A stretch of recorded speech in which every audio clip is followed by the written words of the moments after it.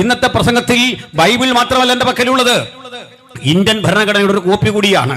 അത് ഇന്ത്യൻ ഭരണഘടന MVP എഴുതിയ ഇന്ത്യൻ ഭരണഘടനയുടെ ആ പതിപ്പ് കയ്യിലുണ്ടായിരുന്നു. പക്ഷേ ഞാൻ ജുഡീഷ്യൽ അക്കാദമിയിൽ തന്നെ വാങ്ങിയ ഇന്ത്യൻ ഭരണഘടനയുടെ ശ്രീ ചതുർവേദി ഒപ്പിട്ട അന്നത്തെ നിയമ വ്യവഹാര സെക്രട്ടറി ഒപ്പിട്ട ആ പുസ്തകം തന്നെ വാങ്ങണമെന്ന് നിർബന്ധമുണ്ടായിരുന്നു.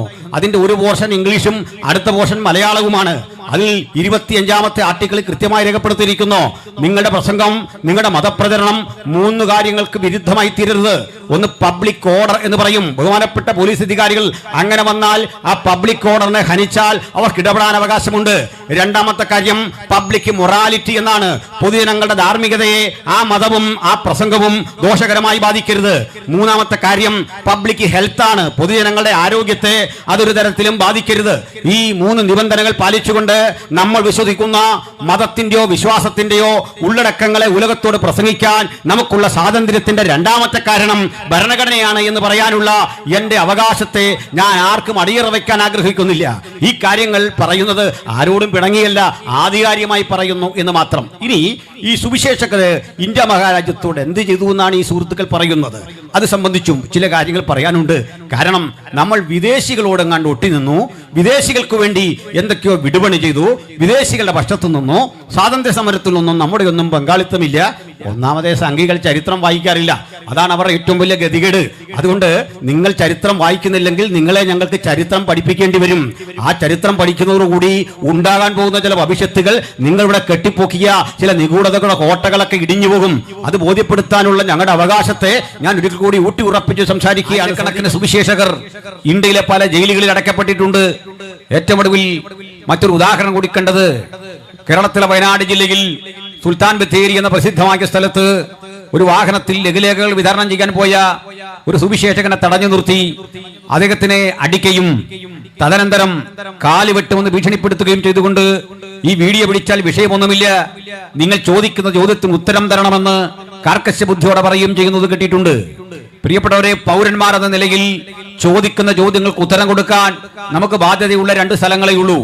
അതൊന്ന് ബഹുമാനപ്പെട്ട അന്വേഷണ ഉദ്യോഗസ്ഥർ ചോദിക്കുന്ന ചോദ്യങ്ങളോടാണ്. അതും നിയമപരമായി ചോദിച്ചിരിക്കണം, അതും മാന്യമായി ചോദിച്ചിരിക്കണം.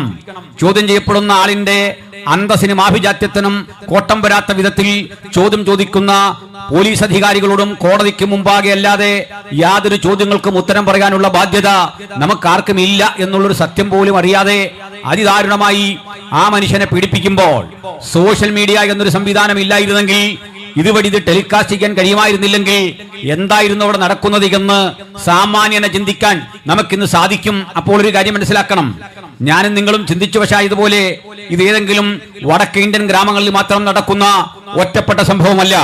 ഇതാ ഒരു നേരിയ ബലം കൈവരിക്കപ്പെട്ട ഘട്ടത്തിൽ അവരിതാ രാജ്യത്തെ മുഴുവൻ ഒറ്റയടിക്ക് അട്ടിമറിച്ചുകൊണ്ട് ഈ രാജ്യത്തിന്റെ എല്ലാ മേഖലകളിലും ഞങ്ങൾക്കാണ് ആധിപത്യമെന്ന് വരുത്തി തീർത്തുകൊണ്ട് അതിശക്തമായി പ്രതികരിക്കുന്ന, നിയമം കയ്യിലെടുക്കുന്ന ഒരു കാലഘട്ടത്തിൽ നമ്മൾ വന്നെത്തിയിരിക്കുകയാണ്. എന്തായാലും ഇന്നത്തെ മീറ്റിംഗിന്റെ വ്യത്യാസം, ഇതൊരു സുവിശേഷ പ്രസംഗമോ ആധ്യാത്മിക ചിന്തകളെ കുറിച്ചുള്ള വിശകലനമോ അല്ല, മറിച്ച് ഇന്ത്യ എന്ന ഈ മഹത്തരമായ രാജ്യത്തിൽ തുല്യതയും സമത്വവും സാഹോദര്യമൊക്കെ വിളംബരം ചെയ്യേണ്ട ഒരു നാട്ടിൽ ഇന്ന് സംഭവിച്ചുകൊണ്ടിരിക്കുന്ന ചില മൂല്യാധിഷ്ഠിതമല്ലാത്ത പ്രവണതകളെപ്പറ്റി ചില വസ്തുതകളൊന്ന് ബോധ്യപ്പെടുത്തുക എന്നതിനു വേണ്ടിയാണ് ഈ സമ്മേളനം. ഈ സമ്മേളനത്തിൽ സാഗൂതം ഞങ്ങളെ വീക്ഷിക്കുന്ന വ്യാപാരി വ്യവസായി സുഹൃത്തുക്കൾ, നമുക്കും ഈ രാജ്യത്തിനും സംരക്ഷണം നൽകേണ്ടതിനു വേണ്ടി സന്നിഹിതരായ പോലീസ് അധികാരികൾ, മറ്റ് സുഹൃത്തുക്കൾ എല്ലാവരെയും ഞങ്ങളുടെ ഉള്ളടക്കത്തിലേക്ക്, ഞങ്ങളുടെ വിശകലനത്തിലേക്ക് സ്വാഗതം ചെയ്യുകയാണ്. എങ്കിൽ നിഷിദ്ധമായ ആ കർത്തവ്യത്തിലേക്ക് ഇതര മുഖവുരൽ കൂടാതെ കടക്കേണ്ടതുണ്ട്. നമ്മുടെ രാജ്യം ഇന്ന് കടന്നു പോകുന്ന ഏറ്റവും വേദനാജനകമായ പ്രവണതയെപ്പറ്റി പ്രത്യേകിച്ച് ബോധ്യപ്പെടുത്തേണ്ട കാര്യമില്ല.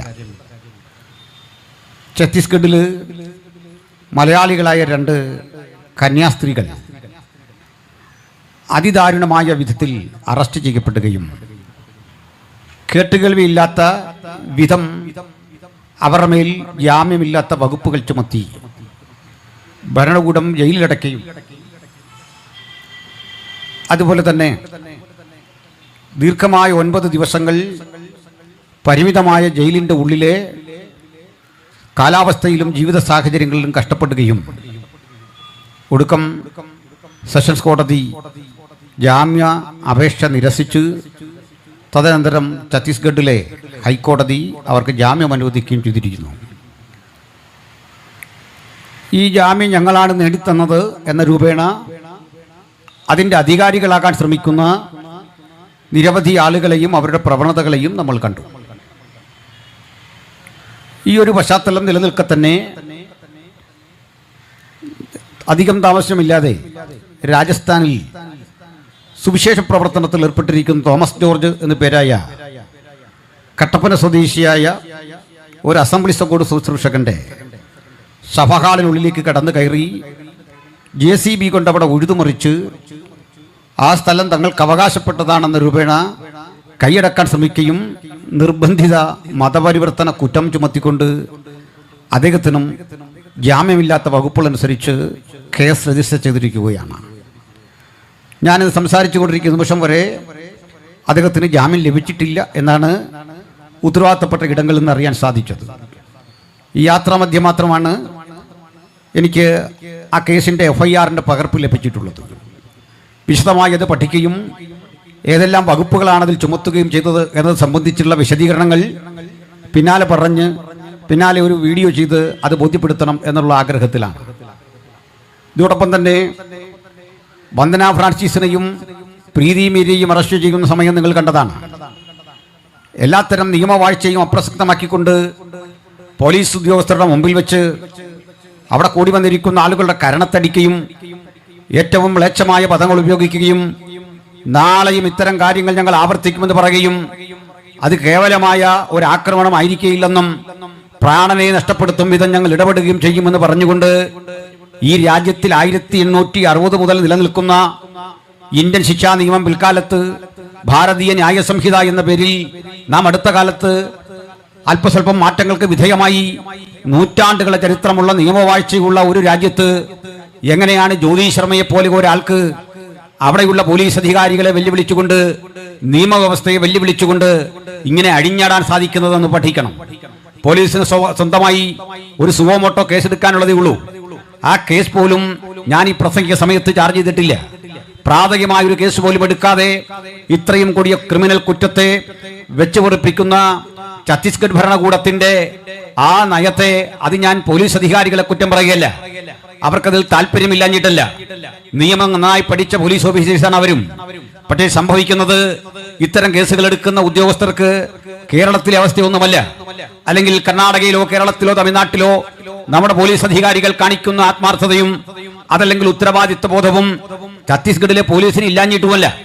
മറിച്ച് അവരെ പരിരക്ഷിക്കേണ്ട ഭരണകൂടം ഇവർക്ക് നൽകിക്കൊടുക്കുന്ന നിർദ്ദേശമനുസരിച്ച് മാത്രം തങ്ങളുടെ മനസാക്ഷിയെ ലംഘിച്ചുകൊണ്ട് ഇങ്ങനെയുള്ള സമീപനങ്ങൾ എടുക്കാൻ ബാധ്യസ്ഥരായി തീരുന്ന വിധത്തിലേക്ക് ഒരു ഭരണ സംവിധാനം അധപ്പതിച്ചിരിക്കുന്നു എന്ന് വേണം കാണാൻ. ഇനിയും നിരവധി പ്രവണതകൾ നമ്മുടെ മുമ്പിലുണ്ട്. ആയിരക്കണക്കിന് സുവിശേഷകർ ഇന്ത്യയിലെ പല ജയിലുകളിൽ അടയ്ക്കപ്പെട്ടിട്ടുണ്ട്. ഏറ്റവും ഒടുവിൽ മറ്റൊരു ഉദാഹരണം കൂടി കണ്ടത് കേരളത്തിലെ വയനാട് ജില്ലയിൽ സുൽത്താൻ ബത്തേരി എന്ന പ്രസിദ്ധമായ സ്ഥലത്ത് ഒരു വാഹനത്തിൽ ലഘുലേഖകൾ വിതരണം ചെയ്യാൻ പോയ ഒരു സുവിശേഷകനെ തടഞ്ഞു നിർത്തി അദ്ദേഹത്തിനെ അടിക്കുകയും തദനന്തരം കാല് വെട്ടുമെന്ന് ഭീഷണിപ്പെടുത്തുകയും ചെയ്തുകൊണ്ട് ഈ വീഡിയോ പിടിച്ചാൽ വിഷയമൊന്നുമില്ല, നിങ്ങൾ ചോദിക്കുന്ന ചോദ്യത്തിന് ഉത്തരം തരണമെന്ന് കാർക്കശ്യ ബുദ്ധിയോടെ പറയുകയും ചെയ്യുന്നത് കിട്ടിയിട്ടുണ്ട്. പ്രിയപ്പെട്ടവരെ, പൗരന്മാർ എന്ന നിലയിൽ ചോദിക്കുന്ന ചോദ്യങ്ങൾക്ക് ഉത്തരം കൊടുക്കാൻ നമുക്ക് ബാധ്യതയുള്ള 2 സ്ഥലങ്ങളേ ഉള്ളൂ. അതൊന്ന് ബഹുമാനപ്പെട്ട അന്വേഷണ ഉദ്യോഗസ്ഥർ ചോദിക്കുന്ന ചോദ്യങ്ങളോടാണ്. അതും നിയമപരമായി ചോദിച്ചിരിക്കണം, അതും മാന്യമായി ചോദിച്ചിരിക്കണം. ചോദ്യം ചെയ്യപ്പെടുന്ന ആളിന്റെ അന്തസ്സിനും ആഭിജാത്യത്തിനും കോട്ടം വരാത്ത വിധത്തിൽ ചോദ്യം ചോദിക്കുന്ന പോലീസ് അധികാരികളോടും കോടതിക്ക് മുമ്പാകെ അല്ലാതെ യാതൊരു ചോദ്യങ്ങൾക്കും ഉത്തരം പറയാനുള്ള ബാധ്യത നമുക്കാർക്കും ഇല്ല എന്നുള്ളൊരു സത്യം പോലും അറിയാതെ അതിദാരുണമായി ആ മനുഷ്യനെ പീഡിപ്പിക്കുമ്പോൾ സോഷ്യൽ മീഡിയ എന്നൊരു സംവിധാനം ഇല്ലായിരുന്നെങ്കിൽ, ഇതുവഴി ഇത് ടെലികാസ്റ്റ് ചെയ്യാൻ കഴിയുമായിരുന്നില്ലെങ്കിൽ എന്തായിരുന്നു അവിടെ നടക്കുന്നത് എന്ന് സാമാന്യനെ ചിന്തിക്കാൻ നമുക്കിന്ന് സാധിക്കും. അപ്പോൾ ഒരു കാര്യം മനസ്സിലാക്കണം, ഞാനും നിങ്ങളും ചിന്തിച്ചു വശായതുപോലെ ഇത് ഏതെങ്കിലും വടക്കേ ഇന്ത്യൻ ഗ്രാമങ്ങളിൽ മാത്രം നടക്കുന്ന ഒറ്റപ്പെട്ട സംഭവമല്ല. ഇതാ ഒരു നേരിയ ബലം കൈവരിക്കപ്പെട്ട ഘട്ടത്തിൽ അവരിതാ രാജ്യത്തെ മുഴുവൻ ഒറ്റയടിക്ക് അട്ടിമറിച്ചുകൊണ്ട് ഈ രാജ്യത്തിന്റെ എല്ലാ മേഖലകളിലും ഞങ്ങൾക്കാണ് ആധിപത്യമെന്ന് വരുത്തി തീർത്തുകൊണ്ട് അതിശക്തമായി പ്രതികരിക്കുന്ന നിയമം കയ്യിലെടുക്കുന്ന ഒരു കാലഘട്ടത്തിൽ നമ്മൾ വന്നെത്തിയിരിക്കുകയാണ്.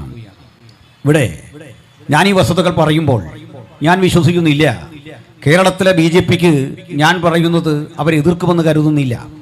മാത്രമല്ല അവർ കൂടി ഈ മീറ്റിങ്ങിനെ സപ്പോർട്ട് ചെയ്യേണ്ടവരാണ്. എന്തുകൊണ്ടാണ് അവർ സപ്പോർട്ട് ചെയ്യേണ്ടതെന്ന് പറഞ്ഞാൽ, അല്ലെങ്കിൽ അവരുടെ നിലപാട് വസ്തുതാപരമല്ല എന്ന് പറയേണ്ടി വരും. അവർ തന്നെ പറയുന്നു ഞങ്ങളാണ് ഈ കന്യാസ്ത്രീകളെ ജാമ്യത്തിൽ ഇറക്കിയത്.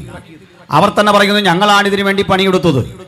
ഞങ്ങളാണ് പണിയെടുത്തതെന്ന് പറയുന്നതിൽ ഏറ്റവും മുൻപ് നിൽക്കുന്നത് ബഹുമാനപ്പെട്ട രാജീവ് ചന്ദ്രശേഖർജിയാണ്.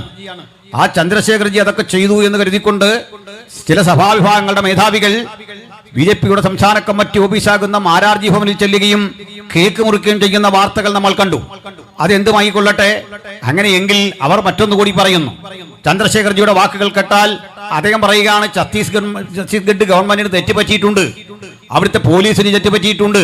കാരണം ഈ കന്യാസ്ത്രീകൾ മനുഷ്യക്കടത്തുകാരല്ല. ആ കന്യാസ്ത്രീകൾ നല്ല നല്ല മനുഷ്യരാണ്, നല്ല നല്ല ആളുകളാണ്. അവർക്ക് മതപരിവർത്തന ശ്രമങ്ങളില്ല.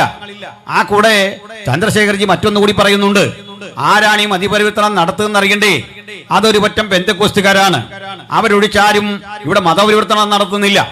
അങ്ങനെ ഈ നടന്ന സംഭവങ്ങൾ ക്ലീൻ ചിറ്റ് നൽകുകയും ഈ കന്യാസികൾക്ക് പിന്തുണ പ്രഖ്യാപിക്കുകയും ചെയ്തിട്ടുണ്ടെങ്കിൽ അതേ പിന്തുണ ഞങ്ങളും ഇവിടെ കൊടുക്കുമ്പോൾ പ്രിയപ്പെട്ട BJPയുടെ നേതാക്കൾ ആരും പ്രകോപിതരാകേണ്ട കാര്യമൊന്നുമില്ല.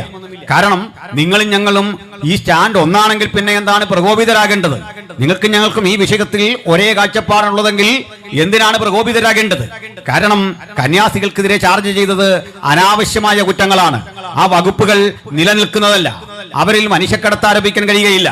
18 വയസ്സിൽ താഴെയുള്ള കുട്ടികളെ നിർബന്ധിതമായി എന്തെങ്കിലും പറഞ്ഞവർ കടത്തിക്കൊണ്ടു പോന്നിട്ടില്ല.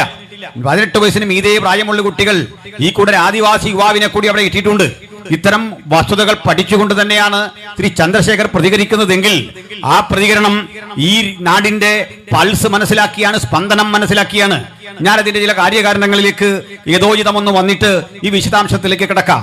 നമ്മുടെ രാജ്യത്തിലെ സംഘപരിവാര സഹോദരങ്ങൾ ഇക്കാര്യത്തെ പുലർത്തിവരുന്ന തന്ത്രപരമായ ഒരു സമീപനത്തെ നമ്മുടെ പാസ്റ്റർമാരും വിശ്വാസികളും പുരോഹിതന്മാരും തിരിച്ചറിയേണ്ടതുണ്ട്. ഇത്തരം മീറ്റിങ്ങുകൾ, പൊതുയോഗങ്ങൾ, പൊതു ഇടങ്ങളിലെ നമ്മുടെ പരിപാടികൾ, ലഘുലേഖയുടെ വിതരണങ്ങൾ ഇതൊക്കെ നടക്കുന്ന ഇടത്ത് നമ്മുടെ അരികിലേക്ക് ഓടി വന്നിട്ട് കാവിയണിഞ്ഞ ചില സഹോദരന്മാർ ആക്ഷേപം ഉന്നയിക്കുകയും ഇത് ഞങ്ങൾ ഭൂരിപക്ഷ മേഖലയാണ്, നിങ്ങൾക്ക് ഇവിടെ ഇത് കൊടുക്കാൻ പാടില്ല, നിങ്ങൾ ഞങ്ങളുടെ വീടുകളിൽ കയറാൻ പാടില്ല ഇത്യാദി ചില കാര്യങ്ങൾ പറയും. വാസ്തവത്തിൽ നമ്മളാരും ഇവരുടെ വീടുകളിൽ പോയിട്ടില്ല, നമ്മളാരും ഇവരെ മതം മാറ്റാൻ ശ്രമിച്ചിട്ടില്ല, നമ്മളാരും ഇവരെ അട്ടിമറിക്കാൻ ശ്രമിച്ചിട്ടില്ല.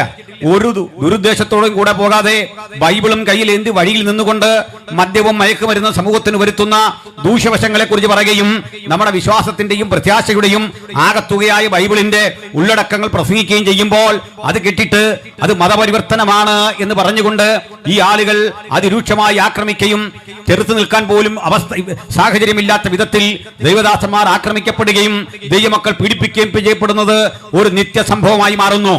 എന്നാൽ രണ്ടാമത്തെ ഒരു ഘട്ടമുണ്ട്.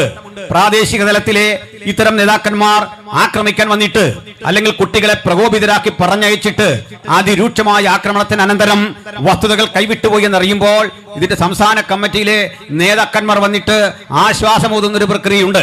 ചുരുക്കത്തിൽ ലോക്കൽ കമ്മിറ്റിക്കാരെ അടിക്കുക, സംസ്ഥാന കമ്മിറ്റി ക്ഷമ പറയുക. ഞാൻ ബഹുമാനനായ കുമ്മനം രാജശേഖരൻ ജിയോട് നേരിട്ട് പറഞ്ഞു, സാർ ഇതാണ് നിങ്ങളുടെ തന്ത്രം. ആ തന്ത്രം ഞങ്ങൾ മനസ്സിലാക്കിയിട്ടുണ്ട്. പ്രാദേശിക തലങ്ങളിൽ ആളുകളെ വിട്ടടിപ്പിച്ചിട്ട് അതിനുവേണ്ട നിയമസഹായം ചെയ്തിട്ട് അതിനുവേണ്ട എല്ലാ സഹായങ്ങളും ചെയ്തു കൊടുത്തിട്ട് സ്റ്റേറ്റ് കമ്മിറ്റി വന്നിട്ട് പറയാണ് ഞങ്ങളുടെ നയം ഇതല്ല, ഞങ്ങൾ മതേതരവാദികളാണ്, ഞങ്ങൾ പച്ചവെള്ളം ചവച്ചിറക്കുന്നവരാണ്, അതുകൊണ്ട് ഞങ്ങൾക്ക് വേണ്ടി പ്രാർത്ഥിക്കണം. ഇതിലൊക്കെ ചില പെട്ടുപോയ കുഞ്ഞാടുകളുണ്ട്. ഞാനൊരു കാര്യം ഉറപ്പായി പറയാം, ഒരു തരത്തിലും സംഘപരിവാരങ്ങൾക്ക് മനുഷ്യനെ സ്നേഹിക്കാൻ കഴിയുകയില്ല. അത്തരമൊരു പ്രത്യയശാസ്ത്രം അവരുടെ പക്കലില്ല. സമത്വവും സാഹോദര്യം എന്നൊരു പദം അവരുടെ നിഘണ്ടുവിലെവിടെയുമില്ല. സമത്വം, സാഹോദര്യം, ജനാധിപത്യം ഇത്യാദി യാതൊരു പദങ്ങളും ജീവിതത്തിൽ പഠിച്ചിട്ടില്ലാത്തവർ വെറുക്കുന്നൊരു ഗ്രന്ഥം ലോകത്തുണ്ടെങ്കിൽ അത് ഇന്ത്യൻ ഭരണഘടനയാണ്. ആ ഇന്ത്യൻ ഭരണഘടനയോടുള്ള വെറുപ്പിന്റെ അടിസ്ഥാന കാരണം അത് സ്ഥാപിക്കപ്പെട്ടത് രാജ്യത്തിലെ കരിനിയമങ്ങളെ മുഴുവൻ അപ്രസക്തമാക്കിക്കൊണ്ടാണ്. നമുക്കറിയാം, ഒരു കാലഘട്ടത്തിൽ ഈ രാജ്യം കടന്നുപോയ ഏറ്റവും വേദനാജനകമായ ചില സാഹചര്യങ്ങൾ ഉണ്ടായിരുന്നു. ഈ രാജ്യത്തിന്റെ നിയമവ്യവസ്ഥിതി എന്തായിരുന്നു? ഞാൻ അത്തരം ചില കാര്യങ്ങളെ കുറിച്ച് പറഞ്ഞ നിരവധി പരാമർശങ്ങൾ ഇവിടെ കിടപ്പുണ്ട്. ഞാൻ അതിനെ സംക്ഷിപ്തമായി ചില കാര്യങ്ങൾ ഒന്ന് ബോധ്യപ്പെടുത്താം. അതിലൊരു അപവാദമായിട്ടുള്ളത്, നമ്മൾ പാൽപ്പൊടി കൊടുത്തും മറ്റ് ഭൗതികമായ കാര്യങ്ങളൊക്കെ കൊടുത്തും ആളുകളെ മതം മാറ്റുന്നു എന്നൊരു പ്രക്രിയയാണ്. പ്രിയപ്പെട്ടവരെ, എന്നിട്ട് മറുഭാഗത്ത് ഇവർ പറയുന്ന ഒരു കാര്യമുണ്ട്. പാൽപ്പൊടി കൊടുത്തു, വസ്ത്രം കൊടുത്തു, പാവപ്പെട്ടവരുടെ ദൈന്യത മുതലെടുത്തുകൊണ്ട് അവരരികിലേക്ക് ചെന്ന് അവരെ മതം മാറ്റാൻ ശ്രമിച്ചു എന്നൊക്കെയാണ് പറയുന്നത്. പക്ഷേ മറുഭാഗത്ത് പറയും, ഇന്ത്യ വലിയ പാരമ്പര്യമുള്ള ഒരു നാടാണ്, ഇന്ത്യക്ക് മഹത്തായ ആർഷഭാരത സംസ്കാരമുണ്ട്, ആ സംസ്കാരം സായിപ്പ് വന്ന് തച്ചുടച്ചു കളഞ്ഞു, മഹത്തരമായി പാരമ്പര്യമുണ്ടെന്ന് പറയുന്ന അതേ നാവ് കൊണ്ട് പറയും, 5000 വർഷം പഴക്കമുള്ള ഞങ്ങളുടെ ഈ പാരമ്പര്യത്തെ സായിപ്പ് പാൽപ്പൊടി കൊണ്ടുവന്നിട്ട് നശിപ്പിച്ചു. എന്റെ സ്നേഹിത, ലജ്ജാവഹമല്ലേ നിങ്ങൾ ഈ പറയുന്നത്? ഋഷിമാർ കാടുകളിൽ ഇരുന്ന് വനാന്തരങ്ങളിൽ ഇരുന്ന് കഷ്ടപ്പെട്ട് നിഗൂഢതയോടെ പ്രാപിച്ച വെളിപ്പാടുകൾ മുഴുവൻ സായിപ്പ് കൊണ്ടുവന്ന പാൽപ്പൊടിക്കകത്ത് തകർന്നു പോകുമെങ്കിൽ പാൽപ്പൊടിക്കാണോ ശ്രേഷ്ഠതയുള്ളത്? 5000 വർഷത്തെ പാരമ്പര്യത്തിനാണോ? 5000 വർഷത്തെ പരമ്പരാഗതമായ സാംസ്കാരിക മൂല്യമുണ്ടെന്ന് വീമ്പിളക്കുന്ന നിങ്ങൾ കേവലം പാൽപ്പൊടി കണ്ടപ്പോൾ ആ പാൽപ്പൊടിക്ക് പിന്നാലെ പോകുന്ന ആളുകളെ എങ്ങനെയാണ് സൃഷ്ടിച്ചെടുത്തത് എന്ന് പഠിക്കണം. ഞാൻ അതിന്റെ ചില ചരിത്രപരമായ സംഗതികൾ ഒന്ന് വിശദീകരിക്കാൻ ബാധ്യസ്ഥനായി തീരുകയാണ്. അതിലേക്ക് നമുക്ക് ഒന്ന് അടുത്തു വരാം. പ്രിയപ്പെട്ടവരെ, ഞാൻ വളരെ കൃത്യതയോടെ പറയാം, ഈ രാജ്യത്തിലേക്ക് വിദേശികൾ വന്നതും വിദേശികൾക്ക് ഈ രാജ്യത്തെ അടിയറവ് വെച്ചതുമായ ചില ചരിത്ര സംഗതികൾ കൂടി പഠിക്കേണ്ടതുണ്ട്. എന്തെങ്കിലും നമ്മൾ സംസാരിച്ചാലുടൻ നമ്മൾ അമേരിക്കൻ ചാരന്മാരാണ്, വിദേശ പണം പറ്റിക്കൊണ്ട് ഇന്ത്യയിൽ സുവിശേഷം ചെയ്യുകയാണ്. പക്ഷെ മറ്റൊന്നുകൂടി അറിയണം, കഴിഞ്ഞ 13 കൊല്ലങ്ങൾ ഈ രാജ്യത്തിലെ പ്രധാനപ്പെട്ട ആത്മീയ സംഘടനകളെ മുഴുവൻ ഫോറിൻ കറൻസികൾ വരുവാനുള്ള സകല ചാനലുകളും അടച്ചു, ആ രജിസ്ട്രേഷൻ മുഴുവൻ റദ്ദാക്കി. പ്രധാനപ്പെട്ട സുവിശേഷ സംഘടനകളുടെ വരുമാന സ്രോതസ്സുകൾ മുഴുവൻ അങ്ങനെ അടച്ചു. കാരണം FCRA, foreign currency regulating act, FERA, ഈ സംവിധാനം മുഖാന്തരം ലഭ്യമാകേണ്ട ഈ ഫോറിൻ മണി മാറിയെടുക്കാനുള്ള സൗകര്യങ്ങൾ മുഴുവൻ അപ്രസക്തമാക്കി. എന്നാൽ ഈ രാജ്യത്ത് ഏറ്റവും അധികം ഫോറിൻ മണി കരഗതമാക്കുന്നത് ഡേറ്റ വെച്ച് എനിക്ക് പറയാനായിട്ട് സാധിക്കും, അതൊരിക്കലും ഇന്ത്യയിലെ ക്രൈസ്തവരല്ല. 1, 2 സ്ഥാനത്ത് ഇന്ത്യയിലെ ക്രൈസ്തവരല്ല ഫോറിൻ മണി ഏറ്റവും അധികം കളക്ട് ചെയ്യുന്നത്. പിന്നെ ആരാണെന്ന് അറിയണ്ടേ? അമൃതാനന്ദമയി മഠത്തിനാണ് ഏറ്റവും അധികം വിദേശ വരുമാനമുള്ളത്. ആ സ്ഥാപനം ഓഡിറ്റിംഗിന് വിധേയമാക്കണമെന്ന് പറയാൻ തുടങ്ങിയിട്ട് കാലം കുറയായി. അത് നിർവഹിക്കാത്ത ഈ രാജ്യത്തിലെ ഭരണകൂടം ഞങ്ങളുടെ ഇത്തരം FCRകളെ റദ്ദ് ചെയ്ത് കഴിഞ്ഞ 13 കൊല്ലം കൊണ്ട് വീർപ്പ് മുട്ടിക്കാൻ ശ്രമിച്ചിട്ടും ഞങ്ങൾക്കൊരു കാര്യം അറിയാം, ഞങ്ങളുടെ പ്രവർത്തനങ്ങൾ മുമ്പോട്ട് പോകുന്നത് സായിപ്പിന്റെ മടിശീല കണ്ടോ അവിടെ ഒഴുകുന്ന പണത്തിന്റെ കുത്തൊഴുക്ക് കൊണ്ടോ അല്ല, ആത്മാർത്ഥമായി മുണ്ടുമുറുക്കി ഉടുത്തുകൊണ്ട് ഞങ്ങൾ വിശ്വസിക്കുന്ന വിശ്വാസ പ്രമാണത്തിന് വേണ്ടി ധീരധീരം നിൽക്കാനുള്ള, പട്ടിണി സഹിച്ചും ദാരിദ്ര്യം സഹിച്ചും ഞങ്ങൾ എന്താണ് പ്രാപിച്ചത് അറിഞ്ഞത് അത് ഉലകത്തോട് പ്രസംഗിക്കാനുള്ള ഞങ്ങളുടെ ആത്മാർത്ഥതയാണ് കൈമുതൽ. അതുകൊണ്ട് നിങ്ങളൊരു കാര്യം പഠിക്കണം, കഴിഞ്ഞ 13 കൊല്ലം കൊണ്ട് ഈ രാജ്യത്ത് ഞങ്ങളുടെ വളർച്ച ഗണ്യമായ നിലയിൽ പുരോഗതി കൈവരിച്ചിട്ടുണ്ട്. 2.5% എന്നറിയപ്പെടുന്ന ഞങ്ങളുടെ ആകത്തുക ശതമാനക്കണക്കിൽ ഗണ്യമായ വിധത്തിൽ വർധന വന്നത് ആദരണനായ മോഡിജി ഇന്ത്യ ഭരിക്കും കാലത്താണെങ്കിൽ മോഡിജിയെ പോലെയോ അല്ലെങ്കിൽ മോഡിജി തന്നെയോ അടുത്തൊരു 10 വർഷം കൂടി ഇന്ത്യ ഭരിച്ചാലും ഞങ്ങൾക്ക് മോഡിജിയോട് വിരോധമില്ല, ഈ ഭരണകൂടത്തോട് വിരോധമില്ല, സംഘപരിവാര ശക്തികളുടെ വിരോധമില്ല, ഞങ്ങൾക്കാർക്കും ശത്രുക്കളില്ല. അതിന്റെ കാരണം ഞങ്ങളുടെ ഗുരുനാഥൻ പഠിപ്പിച്ചത് നിങ്ങൾക്ക് യുദ്ധമുണ്ട്, പോരാട്ടമുണ്ട്, അത് ആയുധമെടുത്തല്ല, ആശയം കൊണ്ടുള്ള യുദ്ധമാണ്.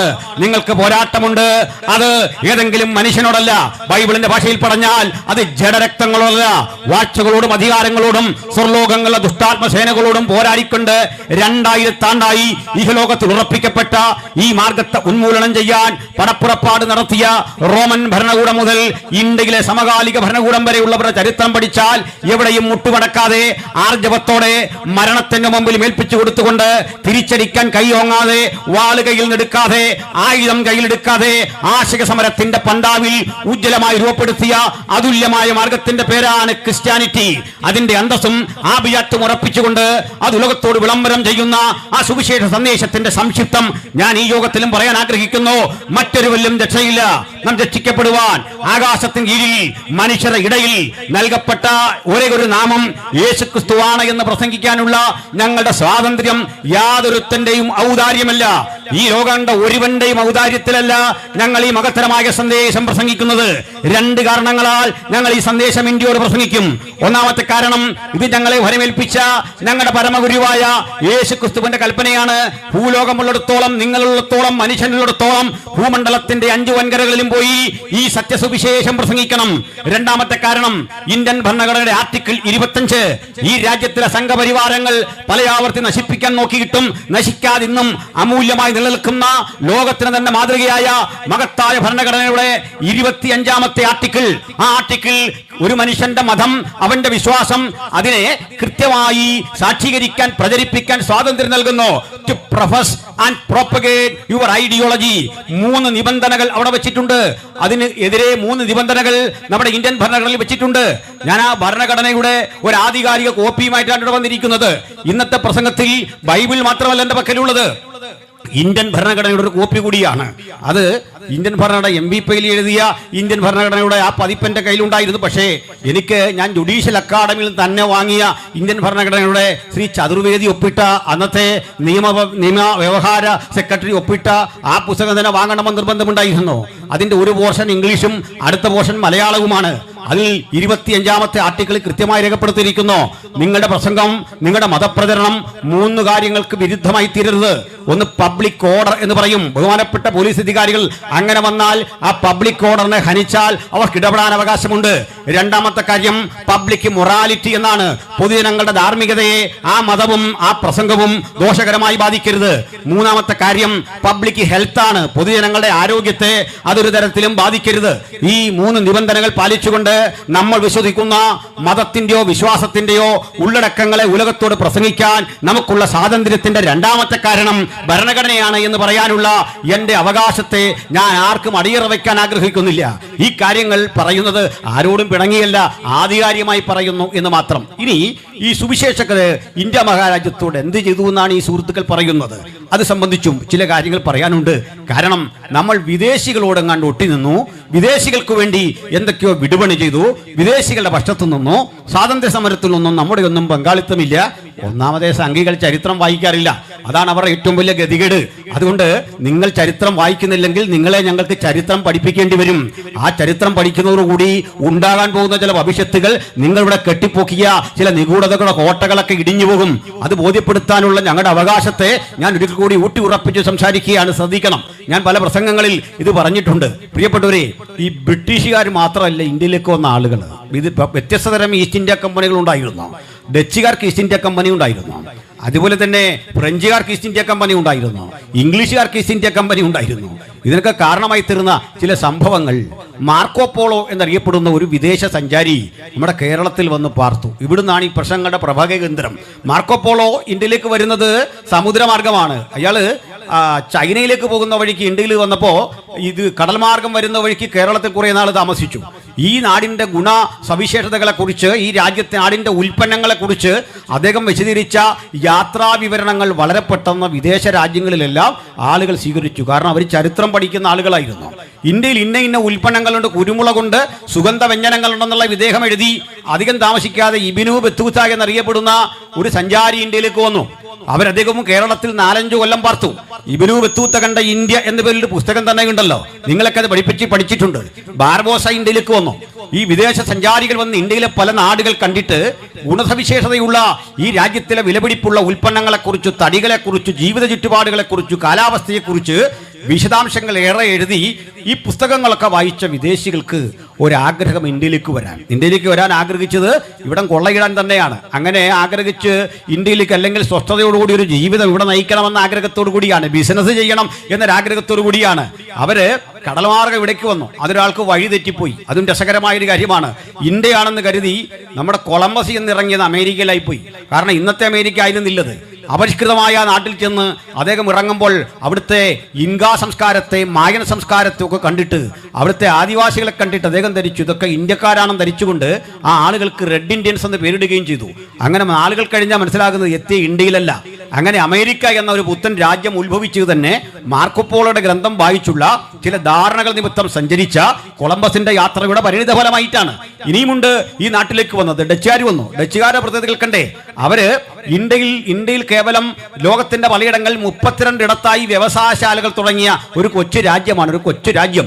ആ കൊച്ചു രാജ്യവും അധികം താമസിക്കാതെ കേരളത്തിലേക്ക് വന്നു. കേരളത്തിൽ വന്നു അവർ പോർച്ചുഗീസുകാരപ്പോൾ തന്നെ 1498 മുതൽ 1663 വരെ പോർച്ചുഗീസുകാർ ഇന്ത്യയിലുണ്ട്. 1498 വാസ്കോഡഗാമ വരുന്നു. അത് 1663 വരെ നിൽക്കവേ ഇവരെ പാടെ തുരത്തിക്കൊണ്ട് ഡച്ചുകാർ കേരളത്തിൽ അധികാരം പിടിച്ചെടുത്തു. അപ്പോൾ ഇതെല്ലാം ഈസ്റ്റ് ഇന്ത്യ കമ്പനികളാണ്. അങ്ങനെ ഇരിക്കുകയാണ് അങ്ങ് ബംഗാളിലൂടെ ഈസ്റ്റ് ഇന്ത്യ കമ്പനി എന്ന ബ്രിട്ടന്റെ ലണ്ടനിൽ രജിസ്റ്റർ ചെയ്ത ഒരു കമ്പനിയുടെ നേതൃത്വത്തിൽ ആളുകൾ ഇവിടേക്ക് വരിക. അപ്പൊ ഇന്ത്യ എന്ന് പറഞ്ഞൊരു രാജ്യമൊന്നുമില്ല. എൻ്റെ പ്രിയപ്പെട്ട സുഹൃത്തുക്കൾ, ഇടയ്ക്കൊക്കെ ഇന്ത്യക്ക് മഹത്തരമായ ഒരു പാരമ്പര്യമുണ്ട്, ഇന്ത്യ ഒരു ഹൈന്ദവ രാജ്യമാണ് എന്നൊക്കെ ഉള്ള തെറ്റുകൾ പടച്ചുവിടാറുണ്ട്. അങ്ങനെ പറയുന്ന സുഹൃത്തുക്കൾ ആരെങ്കിലും ഉണ്ടെങ്കിൽ ഞങ്ങൾ അവരോട് തുറന്ന സംവാദത്തിനു തയ്യാറാണ്. ഈ തുറന്ന സംവാദത്തിനൊന്നും സംഘപരിവാര സഹോദരങ്ങളെ കിട്ടാറില്ല. അതിന് ഞാൻ രസകരമായൊരു കാര്യം പറയാം. ഞങ്ങളോട് സംവാദത്തിന് ഡേറ്റ് ചെയ്തത് പോസ്റ്ററൊക്കെ ഒട്ടിച്ച് എറണാകുളത്ത് പ്രോഗ്രാം നടത്താൻ തയ്യാറായി. ആരായിരുന്നു അറിയണ്ടേ മറുഭാഗത്ത് സംവാദത്തിന് വരാമെന്നേറ്റത്?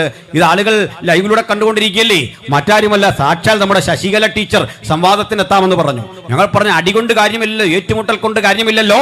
ഞങ്ങളുടെ ഓപ്പോസിറ്റ് സൈഡിൽ വന്നിരുന്ന് ചോദിക്കുന്ന ചോദ്യങ്ങൾക്ക് ഉത്തരം പറയാൻ ആർജവം ഉണ്ടെങ്കിൽ അപ്പുറത്ത് വാ. ഡേറ്റ് ഒക്കെ തന്നു, വരാമെന്നിട്ടു, തക്ക സമയം പറയാ. മുകളിൽ നിന്ന് സമ്മർദ്ദം ഉണ്ട്, വരണ്ടാന്ന്. മുകളിൽ നിന്നല്ല സമ്മർദ്ദം, മനസ്സിൽ ഹൃദയത്തിന്റെ അടിത്തട്ടിലെ സമ്മർദ്ദം. വന്നാൽ എന്ത് ഭവിക്കുമെന്ന് നന്നായിട്ട് അറിയാം. അതിന്റെ കാരണം ഞങ്ങൾ ആയുധം കൊണ്ട് ഏറ്റുമുട്ടുന്നവരല്ല. ആശികത്തിന്റെ അസ്ത്രങ്ങളെ നേരിടാനുള്ള ത്രാണിയൊന്നും ശശികലമാർക്കായിട്ടില്ല. ആകുന്ന കാലത്ത് ഞങ്ങൾ പറയാം. ചീത്ത പറയാനും പുലഭ്യം പുലമ്പാനും പറയുന്ന പോലെ എളുപ്പമൊന്നുമല്ല. കൃത്യമായി ചരിത്രം ഉന്നയിച്ചും വസ്തുത ഉന്നയിച്ചും ഞങ്ങൾക്ക് അഭിമുഖമായിരുന്നു സംസാരിക്കുക എന്നുള്ളത് ശശികലമാർ ചിന്തിക്കുന്നതിൽ അത്ര എളുപ്പമുള്ള കാര്യമല്ല എന്നൊരിക്കൽ കൂടി തെളിവായി അങ്ങനെ പ്രോഗ്രാം മുടങ്ങി. അത് പോകട്ടെ. ഇനി ഞാൻ പറഞ്ഞു വന്നത്, ഇത്രയും ഈ ഇന്ത്യ എന്ന് പറയുന്ന നമ്മൾ ഇന്ന് കാണുന്ന തരത്തിലെ വിശാലമായ രാജ്യമൊന്നും ഉണ്ടായിരുന്നില്ലെന്നേ. ഏതാണ്ട് 600-ൽ പരം കൊച്ചു കൊച്ചു രാജ്യങ്ങളായിരുന്നു. കൊച്ചു കൊച്ചു രാജ്യങ്ങൾ നോക്കണം. നമുക്കറിയാം, ചെറുകിട രാജ്യങ്ങളെ, ചങ്ങനാശ്ശേരി ഒരു രാജ്യം, അതുപോലെ എഴുമറ്റൂർ ഒരു രാജ്യം, തിരുവല്ല ഒരു രാജ്യം. ഞാൻ പലപ്പോഴും പറയാറുണ്ട്, നമ്മളൊക്കെ ഇന്ന് ഈ സെൻറ്റർ എന്ന് പറയുന്ന പോലായിരുന്നു പണ്ടൊരു രാജ്യം. അത്രേ ഉള്ളൂ, ഒരു സെൻറ്ററിൻ്റെ ഒക്കെ വലിപ്പമുള്ള, പഞ്ചായത്തുകളുടെ വലിപ്പമുള്ള രാജ്യം. അല്ല, ഇവരൊന്നും വലിയ രാജാക്കന്മാരൊന്നും ആയിരുന്നില്ല, നാടുവാഴികൾ. നോക്കണം, മേൽവസ്ത്രം ധരിക്കാൻ പോലും ത്രാണിയില്ലാത്ത കുറേ പാവം മനുഷ്യരായിരുന്നു ഈ രാജാക്കന്മാരെ. നിങ്ങൾ ഏതെങ്കിലും പൗരാണികമായ ഒരു ചിത്രത്തിൽ മേൽവസ്ത്രം ധരിച്ചൊരു രാജാവിനെ കണ്ടിട്ടുണ്ടോ? ഒരു രാജാവെന്ന് പറയുമ്പോൾ നമ്മുടെ മനസ്സിലേക്ക് ഇരിക്കുന്ന സങ്കല്പം കഥപുസ്തകത്തിലൊക്കെ കാണുന്നതാ, ചിത്രകഥയിൽ കാണുന്നതാ. ഒരു കിരീടം വെച്ചിരിക്കുന്നു, സിംഹാസനം വെച്ചിരിക്കുന്നു, ചുറ്റും കുറെ അംഗരക്ഷകർ നിൽക്കുന്നു. ഇത്തരം നാടുവാഴികളൊന്നും ഇവിടെ ഇല്ല. മറിച്ച് പ്രജകൾ കൊണ്ടുകൊടുക്കുന്ന വാഴക്കൊലയും കപ്പയൊക്കെ വാങ്ങി ഓരോ ദിവസവും അന്നത്തെ അന്നത്തിന് വേണ്ടി കഷ്ടപ്പെട്ട് തന്നെ ജീവിച്ച ആളുകളാണ് ഈ നാട്ടുരാജാക്കന്മാർ. ഇവർ തമ്മിലടിയാണ്, തമ്മിലടിക്കുക, അതിരൂക്ഷമായി തമ്മിലടിക്കുന്ന 600-ൽ പരം നാട്ടുരാജ്യങ്ങൾ. ഈ 600-ൽ പരം നാട്ടുരാജ്യങ്ങൾക്കകത്ത് അതിലെ 90% ഹിന്ദു രാജാക്കന്മാരായിരുന്നു, നാടുവാഴികളായിരുന്നു. ബാക്കി 10% ഭൂരിപക്ഷവും മുഗളന്മാരുടെ പിൻഗാമികളായ മുസ്ലിം ഭരണാധികാരികളായിരുന്നു. അതിൽ ക്രൈസ്തവരാരെങ്കിലും ഈ 600-ൽ പരം നാട്ടുരാജ്യങ്ങളിൽ ഉണ്ടോ എന്ന് ചോദിച്ചാൽ തീരെ ഇല്ലാതില്ല. നമ്മൾ ചരിത്രം പഠിച്ചാൽ ഒരാളെ കാണുന്നുണ്ട്, ഒറ്റ ക്രിസ്തീയ പേരുള്ള രാജാവിനെ കാണുന്നുള്ളൂ. അത് കേരളത്തിലായിരുന്നു. വില്ലാർവട്ടം തോമാരാജാവ് എന്നറിയപ്പെടുന്ന ഒരു രാജാവിനെ കാണുന്നുണ്ട്, ഒരു നാടുവാഴിയെ കാണുന്നുണ്ട്, വില്ലാർവട്ടം രാജകുടുംബം. അപ്പോൾ ഈ വില്ലാർവട്ടം രാജാക്കന്മാരൊഴിച്ചാൽ മറ്റാരും ക്രൈസ്തവരായിരുന്നില്ല. അപ്പോൾ നിങ്ങൾക്ക് എന്ത് മനസ്സിലായി? ഈ രാജ്യം, ഇന്ത്യ എന്നറിയപ്പെടുന്ന രാജ്യം, 600-ലധികം ചെറുകിട നാട്ടുരാജ്യങ്ങൾ ഭിന്നിച്ച് കിടക്കുകയാണ്, തമ്മിലടിച്ച് കഴിയുന്ന 600-ൽ പരം നാട്ടുരാജ്യങ്ങൾ. രണ്ടാമത്തെ കാര്യം, ഈ രാജ്യത്താകപ്പാടെ ഭരണം നടത്തിയ ഒരേ ഒരു ഭരണാധികാരി അതാരായിരുന്നു? വാസ്തവത്തിൽ വില്ലാർവട്ടം തോമ എന്നറിയപ്പെടുന്ന ഒരു രാജാവ്. ഈ പേര് തന്നെ കേട്ടില്ലേ? വല്ല ഈ അച്ഛന്മാർക്കോ പാസ്റ്റർമാർക്കോ ഇടാൻ പറ്റിയ പേരാണ് രാജാവിനിട്ടിരിക്കുന്നത്, വില്ലാർവട്ടം തോമ. കത്തനാരെന്നൊക്കെ ഇട്ട ഒരു പുരോഹിതനായിട്ട് മാറും, അത്തരം ഒരു പേരുമുള്ള ഒരു ചെറിയ രാജാവ്. ബാക്കിയൊക്കെ മറ്റ് രാജാക്കന്മാരാണ്. മാർത്താണ്ഡവർമ്മയെ പോലെയൊക്കെയുള്ള അത്തരം കുലപതികൾ പാർത്തിരുന്ന ഒരു കാലഘട്ടത്തിലാണ് ഡച്ചുകാർ വരുന്നതും അതുപോലെ പോർച്ചുഗീസുകാർ വരുന്നതും ഒക്കെ അങ്ങനെയാണ്. അപ്പോൾ ആളുകൾ പറഞ്ഞു വരുത്തുന്ന ഒരു കാര്യമുണ്ട്, ഡച്ചുകാർ വന്നു, പോർച്ചുഗീസുകാർ വന്നു, മുസ്ലിങ്ങൾ വന്നു, അപ്പോഴൊക്കെ ഞങ്ങൾ പരവതാനി വിരിച്ച് അവരെ സ്വീകരിച്ചു. കുറേ കഴിഞ്ഞപ്പോൾ ഈ വന്നവർ ഈ നാടിൻ്റെ സംസ്കാരത്തെ മുഴുവൻ മുച്ചൂടും നശിപ്പിച്ചിട്ട് അവരിവിടെ അധികാരികളായി. അതങ്ങനെ ഞങ്ങൾ വാഴിക്കില്ല. ഇതൊക്കെ ശാഖകളിൽ പഠിക്കുന്ന തെറ്റായ പഠനമാണ്. ഈ പഠനത്തെ തിരുത്തണം. കാരണം അങ്ങനെ ഒരു സംഭവമൊന്നും അല്ല സംഭവിച്ചിട്ടുള്ളതേ. ചരിത്രം പഠിക്കണം, അപ്പോൾ മാത്രമേ കാര്യം മനസ്സിലാകുകയുള്ളൂ. ഈ 600-ൽ പരം നാട്ടുരാജ്യങ്ങൾ ഇങ്ങനെ ഭിന്നിച്ച് കഴിയുമ്പോൾ സിറാജുദ്ദൗള എന്നറിയപ്പെടുന്ന ഒരു ബംഗാളിയൻ ഭരണാധികാരി ഉണ്ടായിരുന്നു. ഒരു മുഗളന്മാരുടെ ചെറുമകനായിരുന്ന ഈ സിറാജുദ്ദൗളയെ ഈസ്റ്റ് ഇന്ത്യ കമ്പനി പരാജയപ്പെടുത്തി വരികയാണ്. ഈസ്റ്റ് ഇന്ത്യ കമ്പനി സിറാജുദ്ദൗളയെ പരാജയപ്പെടുത്തി പിന്നീട് അദ്ദേഹം ആക്രമിച്ച് ഇങ്ങോട്ട് കയറി. അപ്പോൾ കമ്പനി ഇന്ത്യയിൽ ആധിപത്യം ഉറപ്പിച്ചു. അടുത്ത ചെറുകിട രാജ്യങ്ങളെയൊക്കെ ആക്രമിച്ചു. വളരെ താമസിച്ചു മാത്രമാണ് കമ്പനി നമ്മുടെ കേരളത്തിലേക്കൊക്കെ വരുന്നത്. തിരുവിതാംകൂറും കൊച്ചിയുമായി മലബാറും ഒക്കെ ആയിട്ട് മൂന്നായി വിഭജിച്ച് കിടക്കുന്ന കേരളത്തിലേക്ക് വളരെ താമസിച്ചാണ് വരുന്നത്. ഇവരെ ആരാ കൊണ്ടുവന്നത് നിങ്ങൾക്ക് അറിയണ്ടേ? അതാണ് പഠിക്കേണ്ടത്. ആരാണ് വിദേശികൾക്ക് ഈ രാജ്യത്തെ വിറ്റത് എന്നുള്ളൊരു ചരിത്രമാണ് ഞാൻ നിങ്ങളോട് ബോധ്യപ്പെടുത്തുന്നത്. തമ്മിലടിച്ച് കഴിയുന്ന രണ്ട് നാട്ടുരാജാക്കന്മാർ തമ്മിൽ ഏറ്റുമുട്ടി ശക്തിപ്പെട്ട് ഒരുത്തൻ തോൽക്കും എന്നറിയുമ്പോഴേക്ക് ഈ തോൽവി സംഭവിക്കുമെന്ന് ഉറപ്പുള്ളവൻ ബ്രിട്ടീഷ് ഈസ്റ്റ് ഇന്ത്യ കമ്പനിയെ കൂട്ടുപിടിക്കും. ഈസ്റ്റ് ഇന്ത്യ കമ്പനിയെ കൂട്ടുപിടിച്ചിട്ട് പറയും, ദാ ഇന്ന രാജാവ് ഞങ്ങളെ തല്ലാൻ പോവുക, അയാൾ ഞങ്ങളെ കൊല്ലാൻ പോവുക, ഇതൊക്കെ പിടിച്ചെടുക്കാൻ പോവുക, നിങ്ങൾ കൂടി ഒന്ന് സഹായിച്ചാൽ ഞങ്ങൾ രക്ഷപ്പെട്ടു പോകും. ഈസ്റ്റ് ഇന്ത്യ കമ്പനി സായിപ്പ് ഇത് കേൾക്കാനിരിക്കുക, സഹായിക്കാമല്ലോ, എന്തോ വേണമെങ്കിലും തരാം. ഈ പ്രൈവറ്റ് കമ്പനി ലോണ് തരുന്ന പോലെയാണ്, യാതൊരു ഉപാധിയും ഇല്ലാത്ത സഹായം. പിന്നെ പറയും, ഒരു കാര്യം, ഞങ്ങൾക്കവിടെ ഒരു കണ്ടോൺമെൻറ്റ് സ്ഥാപിക്കണം, സൈനിക കേന്ദ്രമേ, ഞങ്ങൾക്കവിടെ കൃഷി കുറച്ച് നാൾ നടത്തണം. കാരണം ഇവൻ്റെ സാമന്തന്മാർ നാളെ ആക്രമിക്കാൻ വന്നാൽ നിന്നെ അവരൊന്നും ചെയ്യില്ല. ഞങ്ങളവിടെ ഒരു ചെറിയ പിക്കറ്റിംഗ് ഒക്കെ ഏർപ്പെടുത്തി അവിടെ ഒരു സേനയൊക്കെ വിന്യസിച്ച് നിന്നെ സംരക്ഷിച്ചോളാം, നിൻ്റെ കാര്യം ഞാൻ ഏറ്റു. ഓക്കെ, അപ്പോൾ ഒപ്പിട്ട് കൊടുത്തിട്ട് പറയും, പകരം ഞങ്ങൾക്കുണ്ടാകുന്ന നഷ്ടങ്ങൾക്ക് നീ പണം തരണം. അത് നിൻ്റെ കയ്യിൽ നിന്ന് വേണ്ട, ഞങ്ങൾ നേരിട്ട് നികുതി പിരിക്കുകയോ നീ ഒരു ചെറിയ കപ്പം തന്നാൽ മതി. ജനങ്ങളിൽ നിന്നുള്ള നികുതിയല്ലേ, അവർക്ക് ബുദ്ധിമുട്ടില്ല. അങ്ങനെ ഈ ജനങ്ങളെയും നികുതി പിരിക്കാനുള്ള അവകാശത്തെയും ഈസ്റ്റ് ഇന്ത്യ കമ്പനിക്ക് വിറ്റ് യുദ്ധൻകോതിയന്മാരായ ഈ രാജ്യത്തിലെ രാജാക്കന്മാർ ഘട്ടം ഘട്ടമായിട്ട് വിറ്റു. അപ്പോൾ ചിലതരം ആത്മാഭിമാനികൾ എന്ത് ചെയ്യും? നേരെ അപ്പുറത്തെ രാജ്യത്തിനെതിരെ ഈസ്റ്റ് ഇന്ത്യ കമ്പനി പൊരുതി വരുമ്പോൾ പിടിച്ചു നിൽക്കണമല്ലോ, അവരെയും യുദ്ധം ചെയ്യും. ഇവരുടെ കയ്യിലുള്ള ആയുധങ്ങളൊക്കെ കൊണ്ട് അവരെയും യുദ്ധം ചെയ്യും, പട്ടാളത്തെ ഇറക്കും. പക്ഷേ യുദ്ധത്തിൽ ചില കാര്യങ്ങളെന്ന് സംഭവിച്ചിരുന്നു.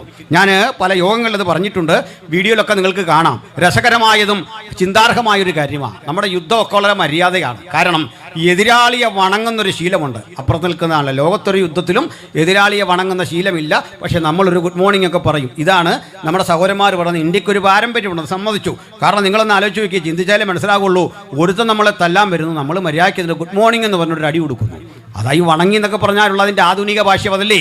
ഇങ്ങനെ എതിരാളി ഒന്ന് വണങ്ങുന്നു, യുദ്ധം ആരംഭിക്കുകയാണ്. യുദ്ധത്തിന് ചില നടപടിക്രമങ്ങളൊക്കെ ഉണ്ട്. അതിലൊരു നടപടിക്രമം, യുദ്ധത്തിന് ഇറങ്ങുന്നതിന് മുമ്പ് രാഹുകാലം നോക്കണം, ഗുളികോദയം നോക്കണം, പല ക്രമങ്ങളിങ്ങനെ ജ്യോത്സ്യനെ കൊണ്ടുവന്നിട്ട് യുദ്ധത്തിന് സമയം കുറിക്കണം. ഇത് പറയുമ്പോഴൊരു കാര്യം കൊടുക്കുന്നത്, ഈ പാണ്ഡവരും കൗരവരും യുദ്ധം നടക്കുമ്പോൾ രണ്ടു കൂട്ടരും കണ്ടത് ഒറ്റ ജ്യോത്സ്യനെയാണ്. പുള്ളി കുറിച്ച സമയമായിരുന്നു. അദ്ദേഹം പറഞ്ഞു ജയിക്കും.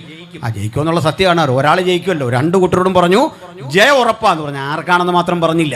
രണ്ടു കൂട്ടർക്കും സമയം കുറിച്ചു കൊടുത്തു എന്ന് പറഞ്ഞുള്ള ടെക്നിക്കിൽ ഈ സമയമൊക്കെ ജ്യോത്സ്യനെ കൊണ്ട് കുറിക്കും. പിന്നെ നമ്മുടെ ആളുകൾ നല്ല അടിക്കാരാ, മോശമൊന്നുമില്ല. വാൾപ്പയറ്റ്, വടിപ്പയറ്റ്, ഇനിയും മറ്റേ ദ്വന്ദ്വയുദ്ധം, ഇതിലെല്ലാം നല്ല പ്രഗത്ഭരാണ്. അതിനുള്ള നിയമങ്ങളും കാര്യങ്ങളും ഒക്കെ ഉണ്ട്. വരാഹ വടിവിൽ അമർന്ന് എന്ന് വെച്ചാൽ പന്നി അമരുന്ന പോലെ അമർന്ന് നിൽക്കണം. വരാഹം പന്നിയാണ്. വരാഹ വടിവിൽ അമർന്ന് സിംഹവടിവിൽ നിവർന്ന് ആ ഗജവടിവിൽ മുന്നോട്ട് നീങ്ങി യുദ്ധം തുടങ്ങി. പക്ഷേ ഈ ഗജവടി വന്നതാ വരാഹം നിവരുന്ന പോലെ നിവരുന്നത് എങ്ങനെയാ, സിംഹത്തഞ്ചം പിടിക്കുന്ന എങ്ങനെയാണെന്നൊന്നും ജീവിതത്തിൽ അറിയാത്ത ഈസ്റ്റ് ഇന്ത്യ കമ്പനിയുടെ സായിപ്പ് തോക്കെടുത്ത് കാച്ചി. കാര്യം മനസ്സിലായോ? സായിപ്പിനുണ്ടോ രാഹുകാലം? സായിപ്പിനുണ്ടോ ഗുളികോദയം? സായിപ്പിനറിയാവുന്ന ഗുളിക പാരസെറ്റമോളാ, വേറൊന്നും അറിയില്ല. തോക്കെടുത്ത് കാച്ചിയപ്പോൾ ഇന്ത്യ മുഴുവൻ അവൻ്റെ കയ്യിലായി, ഘട്ടം ഘട്ടം. എൻ്റെ ചങ്ങാതി, ആരാ ഇന്ത്യയെ വിറ്റേ? നമ്മളാരാണ്ടാണോ?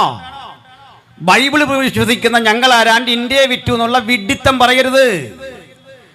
ഇന്ത്യ എന്ന മഹാരാജ്യത്തെ മൊത്തവും ചില്ലറയുമായി തൂക്കി വിറ്റവൻ്റെ കൊച്ചുമകൻ വന്നിട്ട് ഞങ്ങളെ സംസ്കാരം പഠിപ്പിക്കാറായില്ല, ഞങ്ങളെ ചരിത്രം പഠിപ്പിക്കാറായില്ല. നീ കാര്യം പഠിച്ച്, വസ്തുത പഠിച്ച്, എന്നിട്ട് ഇതുപോലെ വേദി കെട്ടിവെച്ച് മറുപടി പറ.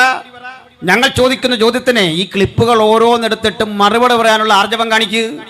ചുമ്മാ വടികിറക്കി കുറുവടി കിറക്കി അഭ്യാസം കാണിച്ചു വരല്ല. അതുകൊണ്ടൊന്നും കാര്യമില്ല. അതൊന്നും ആണത്തമല്ലെന്നാ സായിപ്പോടെ തെളിയിച്ചേ. അഭ്യാസം അറിയാഞ്ഞില്ല.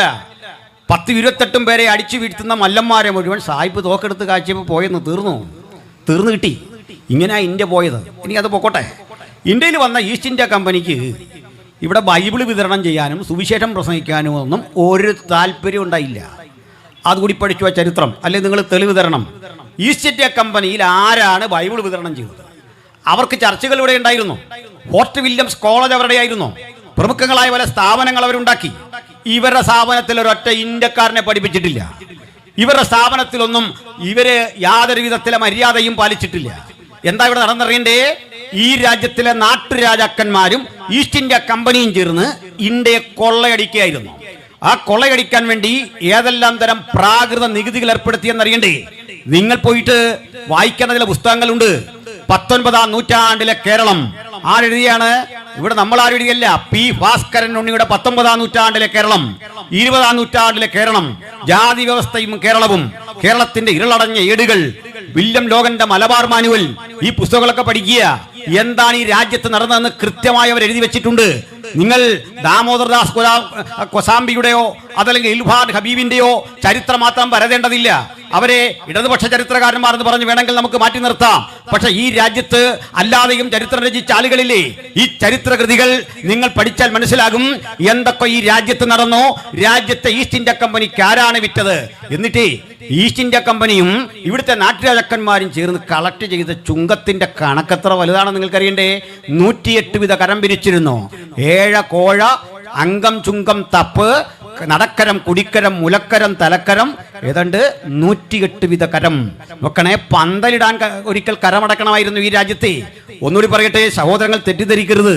ഈ പി ഭാസ്കരൻ ഉണ്ണിയുടെ പുസ്തകത്തിൽ എഴുതി വെച്ചിരിക്കുക, ഒരു ഈഴവ കുടുംബത്തിൽ കല്യാണമുണ്ടായാൽ പപ്പടം കാച്ചാൻ പ്രത്യേക പെർമിഷൻ എടുക്കണമായിരുന്നെന്ന്.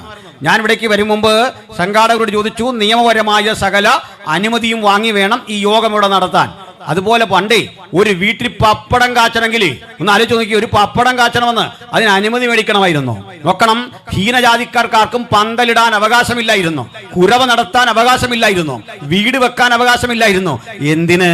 സാക്ഷാൽ സാമൂതിരി ഇല്ലേ, കോഴിക്കോട് സാമൂതിരിയുടെ വീടിനെ ഓടുമേയാൻ അനുമതിയില്ല, ഓല ഇട്ടുകൊള്ളണം. അയാൾ പോലും ഭ്രഷ്ട് കൽപ്പിക്കപ്പെട്ട ആളാ. സ്വന്തം കാശ് മുടക്കി തന്റെ കൊട്ടാരത്തിന് ഓടിടാൻ അവകാശമില്ലാത്ത ഗതികെട്ട രാജാവിന്റെ പേരാ സാമൂതിരി. ആലോചിച്ച് നോക്കിക്കോണം, സ്വന്തം കൈ കാശുണ്ടേ. ഇതായിരുന്നു ഈ രാജ്യത്ത് നിലനിന്നിരുന്ന വ്യവസ്ഥ. ഒട്ടേറെ വ്യവസ്ഥകൾ ഈ രാജ്യത്ത് ഇതുപോലെ നിലനിന്നിരുന്നു. പൊതുവയിൽ നടക്കാൻ മനുഷ്യന് സ്വാതന്ത്ര്യമില്ലാത്ത സ്ഥിതിവിശേഷങ്ങളുടെ അനവധി കണക്ക് ഞാൻ പറയാം. അതിലൊന്നാണ് ഞാൻ പറയുന്നത്. ആലങ്ങാട്ട് ചാന്നാൻ എന്നു പേരായ ഈഴവ കുടുംബത്തിൽ ജനിച്ചു വളർന്നൊരു സമ്പന്നൻ ഉണ്ടായിരുന്നു. ഒരു പ്രത്യേകത നിൽക്കണ്ടേ, അദ്ദേഹത്തിന്റെ കാലത്ത് തിരുവിതാംകൂറിൽ കാറുള്ളത് 2 പേർക്ക്. ഒന്ന് മഹാരാജാവിനും ഈ ആലങ്ങാട് ചാന്നാനും സ്വന്തം കാറുള്ളത്, മനസ്സിലാക്കിക്കൊള്ളണം. പക്ഷേ ഈ കാർ ഓടിക്കുന്നത് ഒരു ശൂദ്രനാണ്. തന്നെ യജമാനൻ എന്ന് വിളിക്കേണ്ട ഒരു ശൂദ്രനാണ് ഈ കാർ ഓടിക്കുന്നത്. അപ്പോൾ ജാതിയിൽ ഭ്രഷ്ടുള്ള ഈ ആള് കാറുമായിട്ട് തന്റെ ഉടമയും കൊണ്ട് വരിക. ഈ വരുന്ന വഴിക്ക് ക്ഷേത്രവളപ്പിലൂടെ കാർ ഓടിച്ചുകൂടാ, പൊതുനിരത്തിലൂടെ പോകാൻ പറ്റില്ല. അതേ എന്ത് ചെയ്യുന്നറിയണ്ടേ, സമ്പന്നനായ ആലങ്ങാട് ചാന്നാൻ കുറുക്കുവഴി ചാടി ഈ കാറ് വരുന്ന വഴിക്ക് കാടും പള്ളയും കടന്ന് കയറി നിൽക്കുമ്പോൾ അമ്പലവളപ്പിലൂടെ കാർ ഓടിച്ച് ഇവിടെ കൊണ്ടുവരുമായിരുന്നു. ഇതായിരുന്നു ഈ രാജ്യത്ത് നിലനിന്നിരുന്ന വ്യവസ്ഥ. നിങ്ങൾക്കറിയണ്ടേ ഈ അവസ്ഥ എങ്ങനെയാണ് മാറിയതെന്നറിയണ്ടേ? അതിലേക്ക് ഞാൻ ക്രമേണ വരാം, ചിന്തിച്ചിരിക്കണം. ഞാനീ പറയുന്നതിനൊക്കെ വ്യക്തമായ തെളിവുണ്ട്. നിങ്ങൾക്ക് ഈ തെളിവുകൾ ആവശ്യമുണ്ടെങ്കിൽ നിങ്ങൾ എന്നോട് തെളിവ് ചോദിച്ചിട്ടേ വിടാവൂ. അത് തെളിവ് ചോദിച്ച് എനിക്ക് പറയണമെന്ന് ബാധ്യതയൊന്നുമില്ല. കാരണം ഞാൻ ആരുടെ അടിമയായിട്ടല്ലേ നിൽക്കുന്നത്.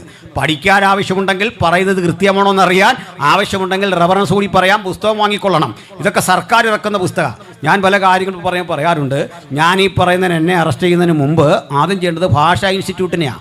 ഗവൺമെൻറ് ഇറക്കുന്ന പുസ്തകത്തിൽ നിന്നാണ് പറയുന്നത്, അതോറിറ്റി ഉള്ള പുസ്തകത്തിൽ നിന്നാണ് ഈ കാര്യങ്ങളൊക്കെ വിളിച്ചു പറയുന്നത്. സർക്കാർ ഇറക്കുന്ന പുസ്തകമാണ്. എന്നെ കോടതിക്ക് ഒന്നും ശിക്ഷിക്കാൻ പറ്റില്ല. അതിലുള്ളതേ ഞാൻ പറയൂ, അതിൽ നിന്ന് മാത്രമേ വസ്തുതകൾ ഞാൻ വിശകലനം ചെയ്യൂ. ശ്രദ്ധിക്കണം. അപ്പോൾ സുഹൃത്തുക്കളെ, ഇങ്ങനെ കിടന്ന ഈ നാട്, അതിലേക്ക് ഈസ്റ്റ് ഇന്ത്യ കമ്പനി വന്നു. ഈ കമ്പനി അതിൻ്റെ മേലധികാരികളുടെ കാര്യം പറഞ്ഞു. ഇന്ത്യക്കാർക്കിടയിൽ പലതരം ആചാരങ്ങളും അനുഷ്ഠാനങ്ങളും ഒക്കെ കാണും. നിങ്ങളത് മാറ്റാനൊന്നും പോകണ്ട, അവരവരുടെ വഴിക്ക് പോട്ടെ. അവർ ഇഷ്ടപ്പെടുന്ന വിധത്തിൽ ഏതെങ്കിലും കാര്യങ്ങൾ അവർ ചെയ്തു കൊള്ളട്ടെ, പ്രശ്നമില്ല. അവരുടെ ആചാരത്തിലൊന്നും നമ്മൾ കയറി ഇടപെടണ്ട. നമ്മുടെ കച്ചവടമാണ് പ്രധാനം. അങ്ങനെ ഈസ്റ്റ് ഇന്ത്യ കമ്പനി കച്ചവടം പൊടി പഠിച്ചു. പക്ഷെ കുറേ മനസാക്ഷിയുള്ള ആളുകൾ കമ്പനിക്കകത്തും ഉണ്ടാവുമല്ലോ. ഇവർ നോക്കുമ്പോൾ ഇന്ത്യയിൽ ഗുരുതരമായ ചില കാഴ്ചകൾ കണ്ടു. അവിടെ മുതലാണ് പഠിക്കേണ്ടത്. അതിലൊന്ന്, ഈ നമ്മുടെ നാട്ടിൽ പെൺകുട്ടികളുടെ വിവാഹപ്രായം 7 or 8 ഒക്കെ വയസ്സാണ്. 7 or 8 വയസ്സ് വരുന്ന പെൺകുട്ടിയെ 35-40 വയസ്സ് വരുന്ന ഒരു ചെറുപ്പക്കാരൻ വിവാഹം കഴിക്കണം. അത് കേവലമായൊരു കല്യാണമല്ല. വിവാഹം കഴിച്ചതിൻ്റെ 16 ദിവസങ്ങൾക്കുള്ളിൽ അവർ തമ്മിൽ ദാമ്പത്യ ജീവിതം ആചരിക്കണം. നോക്കണം, കുഞ്ഞിൻ്റെ പ്രായം ഓർക്കണം. ഇപ്പോഴാണ് പോക്സോ കേസ് ഉറപ്പാണ്. ആ പോക്സോ കേസ് ഉറപ്പാകുന്ന പോലെ ഇന്ത്യൻ ശിക്ഷാ നിയമം ഉണ്ടായ ശേഷമാണ്. നേരെ അകത്തോട്ടേ പോകുള്ളൂ, വെളിച്ചം കാണത്തില്ല. അത് നമ്മുടെ രാജ്യത്ത് നിലനിൽക്കെ ഇത് കണ്ട ഈസ്റ്റ് ഇന്ത്യ കമ്പനിക്ക് ഇതൊരു മോശമാണല്ലോ. അവർ ഇത് റദ്ദ് ചെയ്തുകൊണ്ട് വിവാഹപ്രായം 10 മാറ്റി. അപ്പോൾ ഒരു കാര്യം കണ്ടു. അതേ കാലഘട്ടത്തിൽ മറ്റൊരു സംഭവം കൂടി നടന്നു. ഏതെങ്കിലും ഒരു നാട്ടുരാജാവിന് അനന്തരാവകാശി ഇല്ലാതെ പോയാൽ ആ സ്ഥലം കൂടി ഈസ്റ്റ് ഇന്ത്യ കമ്പനി അറ്റാച്ച് ചെയ്യും. 2. ഇതിനിടയിലാണ് വിസ നിയമങ്ങൾ നിലനിൽക്കുന്ന ഇന്ത്യയിൽ ഈസ്റ്റ് ഇന്ത്യ കമ്പനി വിസ നിഷേധിച്ചിട്ടും ഡച്ചുകാരുടെ വിസ കൈപ്പറ്റിക്കൊണ്ട് വില്യം കേരി എന്നറിയപ്പെടുന്ന ഇംഗ്ലണ്ടിലെ കെറ്ററിംഗിൽ ജനിച്ചു വളർന്ന ഒരു സുവിശേഷകൻ ഈ രാജ്യത്ത് ബംഗാളിൽ വന്ന് ബൈബിളിന്റെ പരിഭാഷയിൽ ഏർപ്പെട്ടുകൊണ്ടിരിക്കുന്നു. അദ്ദേഹം ഇവിടെ നിന്നുകൊണ്ട് തന്നെ ബംഗാളി ഉൾപ്പെടെയുള്ള സുപ്രധാനമായ ഭാഷകൾ പഠിക്കുന്നു. ബൈബിളിന്റെ പുതിയ നിയമത്തിൽ 27 ഭാഷകൾക്ക് പരിഭാഷയുണ്ടാക്കുന്നു. ഹോൾ ബൈബിൾ 6 ഭാഷകളിൽ ബൈബിൾ ഉണ്ടാക്കുന്നു. ഭാഷാ നിപുണനായ അദ്ദേഹത്തെ ഈസ്റ്റ് ഇന്ത്യ കമ്പനി അവരെ ട്രാൻസ്ലേറ്ററായിട്ട് നിയമിക്കുന്നു. അദ്ദേഹം ഒരു കാഴ്ച കാണുകയാണ്. തന്റെ കൺമുമ്പിലൂടെ തലമൂടനം ചെയ്തൊരു പെൺകുട്ടി ഓടുന്നു. അവളുടെ പിന്നാലെ തമ്മാടികളായ ഒരുപറ്റം പുരുഷന്മാരോടുന്നു. എന്താണെന്നറിയാൻ വില്യം കേരി പിന്നാലെ ചെല്ലുമ്പോൾ കുറെ സ്ത്രീകളുമുണ്ട്. ആർത്ത് വിളിച്ചുകൊണ്ട് ഈ കുട്ടി ഓടി വരുമ്പോൾ ചോദിക്കുന്നു, എന്താ പ്രശ്നം? കാരണം ഇത്രമേയുള്ളൂ, ഇവളുടെ ഭർത്താവ് മരിച്ചിരിക്കുന്നു. ആ ഭർത്താവിന്റെ ചിതയിലേക്ക് ഇവളെ എടുത്തു വെക്കണം. നിങ്ങൾക്കറിയാം ബാക്കി. സതി എന്നാണ് അതിന്റെ പേര്. സതി പോലെയുള്ള ഈ തിന്മകൾ കണ്ട മഹാനായ വില്യം കേരി എന്ന ഇംഗ്ലണ്ടിലെ കെറ്ററിംഗിൽ പിറവി കൊണ്ട ഒരു ചെരുപ്പുകുത്തിയായി ജീവിതം ആരംഭിച്ച ഒരു പാവം മനുഷ്യൻ സ്വന്തം പരിശ്രമം കൊണ്ട് പഠിച്ചു. ഇന്ത്യയിലെ മിഷണറി പ്രവർത്തനങ്ങളുടെ പിതാവെന്നാണ് അദ്ദേഹത്തെ വിളിക്കുക. അദ്ദേഹം ഇത് കണ്ടിട്ട് എന്താണ് സംഭവിക്കാൻ പോകും നോക്കുമ്പോൾ മരിച്ചടക്കപ്പെട്ട ഈ കാരണവരുടെ ശരീരത്തിലേക്ക് 7 വയസ്സുള്ള കുട്ടിയെ വിവാഹം കഴിക്കുന്ന 85ഉം 90ഉം വയസ്സുള്ള വൃദ്ധന ആ മനുഷ്യന്റെ ശരീരത്തിനൊപ്പം ഈ പിഞ്ചോമനയുടെ നിർജീവമായി ശരീരത്തോടൊപ്പം പിഞ്ചോമനയുടെ ജീവനുള്ള ശരീരവും കിടത്തിയിട്ട് പച്ചമുളകൾ കീറി തലങ്ങും വിലങ്ങും വെച്ചിട്ട് വള്ളിക്ക് വരിഞ്ഞിട്ട് അതിന് മീതെ ചന്ദനമുട്ടികൾ വെച്ച് അതിലേക്ക് നെയ്യൊഴുക്കിയിട്ട് പന്തം കയ്യിലെന്തിക്കൊണ്ട് ഓരോതരം മന്ത്രങ്ങൾ ചൊല്ലിക്കൊണ്ട് തീ കൊളുത്തി ആളിക്കത്തുന്ന തീക്കുള്ളിൽ നിന്ന് കരയാനോ പിടയാനോ സാധ്യതയില്ലാതെ ഈ പിഞ്ചോമന മരിക്കുമ്പോൾ വില്യം കേരി കരഞ്ഞു. ആ രാത്രി മുഴുവൻ ദുഃഖിച്ചു. ആ ദുഃഖ നിമിത്തം ഉൽപാദിതമാകുന്ന പ്രതിരോധത്തിന്റെ പേരാണ് സുവിശേഷം. ആത്മഭാരത്തിന്റെ പേരാണ് സുവിശേഷം. ഈ ഇന്ത്യയിൽ ഇനി ആരും ഇങ്ങനെ മരിക്കാൻ പാടില്ല എന്ന ചിന്തയോടുകൂടി എന്താണ് വില്യം കേരി ചെയ്യുന്നറിയണ്ടേ? നിരവധി കത്തുകൾ അയച്ചയച്ച് ഈസ്റ്റ് ഇന്ത്യ കമ്പനിയുടെ ഹെഡ്ക്വാർട്ടറിലും അതുപോലെ തന്നെ ബ്രിട്ടീഷ് പാർലമെന്റിലും നിരന്തരം അറിയിച്ചതിന്റെ പരിണിതഫലമായി 1829 ആകുമ്പോൾ ഒരു പുത്തൻ വാർത്ത ലോകം കേട്ടു. വില്യം ബെന്റിംഗ് ഇന്ത്യയുടെ അന്നത്തെ വൈസ്രോയി ആയിരിക്കെ മുഴങ്ങിക്കെട്ട ഒരു വിളംബരമുണ്ടായിരുന്നു. അതിന് പിന്നിൽ പണിയെടുത്ത രാജാ റാം മോഹൻ റോയിയും ബഹുമാനനായ വില്യം കേരിയും വില്യം മാർഷും സർ ജോഷുവ വാർഡും ഒക്കെ അറിയപ്പെടുന്ന റാംപൂരിലെ പ്രധാനപ്പെട്ട മിഷണറിമാരും ഒരുമിച്ച് നിരന്തരം നടത്തിയ ആശയുദ്ധങ്ങൾക്കൊടുവിൽ ബ്രിട്ടീഷ് പാർലമെന്റിന്റെ അനുമതിയോടുകൂടി വില്യം ബെന്റിംഗ് പ്രഭു ഒരു ഉത്തരവിറക്കിയാണ്. വില്യം ബെന്റിംഗ് ആകുന്ന ഞാൻ ബ്രിട്ടീഷ് ഇന്ത്യയിലും അതിന്റെ അധിനിവേശ പ്രദേശങ്ങളിലും യാതൊരാൾ സതി അനുഷ്ഠിക്കുകയോ അതിനുവേണ്ടി പ്രേരിപ്പിക്കുകയോ അതിനുവേണ്ടി പ്രചോദിപ്പിക്കുകയോ നിർബന്ധിക്കുകയോ ചെയ്യുന്നതും അതിനെ പുകഴ്ത്തി പറയുന്നതും കുറ്റകൃത്യമായി കണ്ടുകൊണ്ട് കൊലപാതക കേസ് ചുമത്തിക്കൊണ്ട് ആളിനെ ശിക്ഷിക്കും, ക്യാപിറ്റൽ പണിഷ്മെന്റ് നൽകും. ഈ വിളംബരം പുറത്തു വന്നതോടുകൂടി ഇന്ത്യ ആകപ്പാടെ ഇളകി. നിങ്ങൾ കേൾക്കണ്ടേ? അങ്ങനെ 1929 രൂപപ്പെട്ട സതി നിരോധനം, അതിനുശേഷം വിവാഹപ്രായം ഉയർത്തിക്കൊണ്ടുള്ള ഇത്തരത്തിലെ ഒരു വിളംബരം 10 വയസ്സുള്ളവർ ഈ 8 വയസ്സ് 10 വയസ്സിലേക്കാക്കി വെച്ചു. അതൊക്കെ കുറെ സഹിച്ചു. വീണ്ടും അറിയണ്ടേ?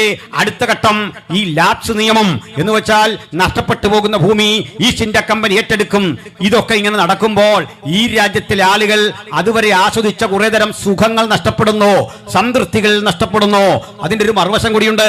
1848 ആകുമ്പോഴേക്കും മറ്റൊരു കാര്യം കൂടി ബ്രിട്ടീഷുകാർ കൊണ്ടുവന്നു. അതെന്താ നിങ്ങൾക്ക് അറിയണ്ടേ?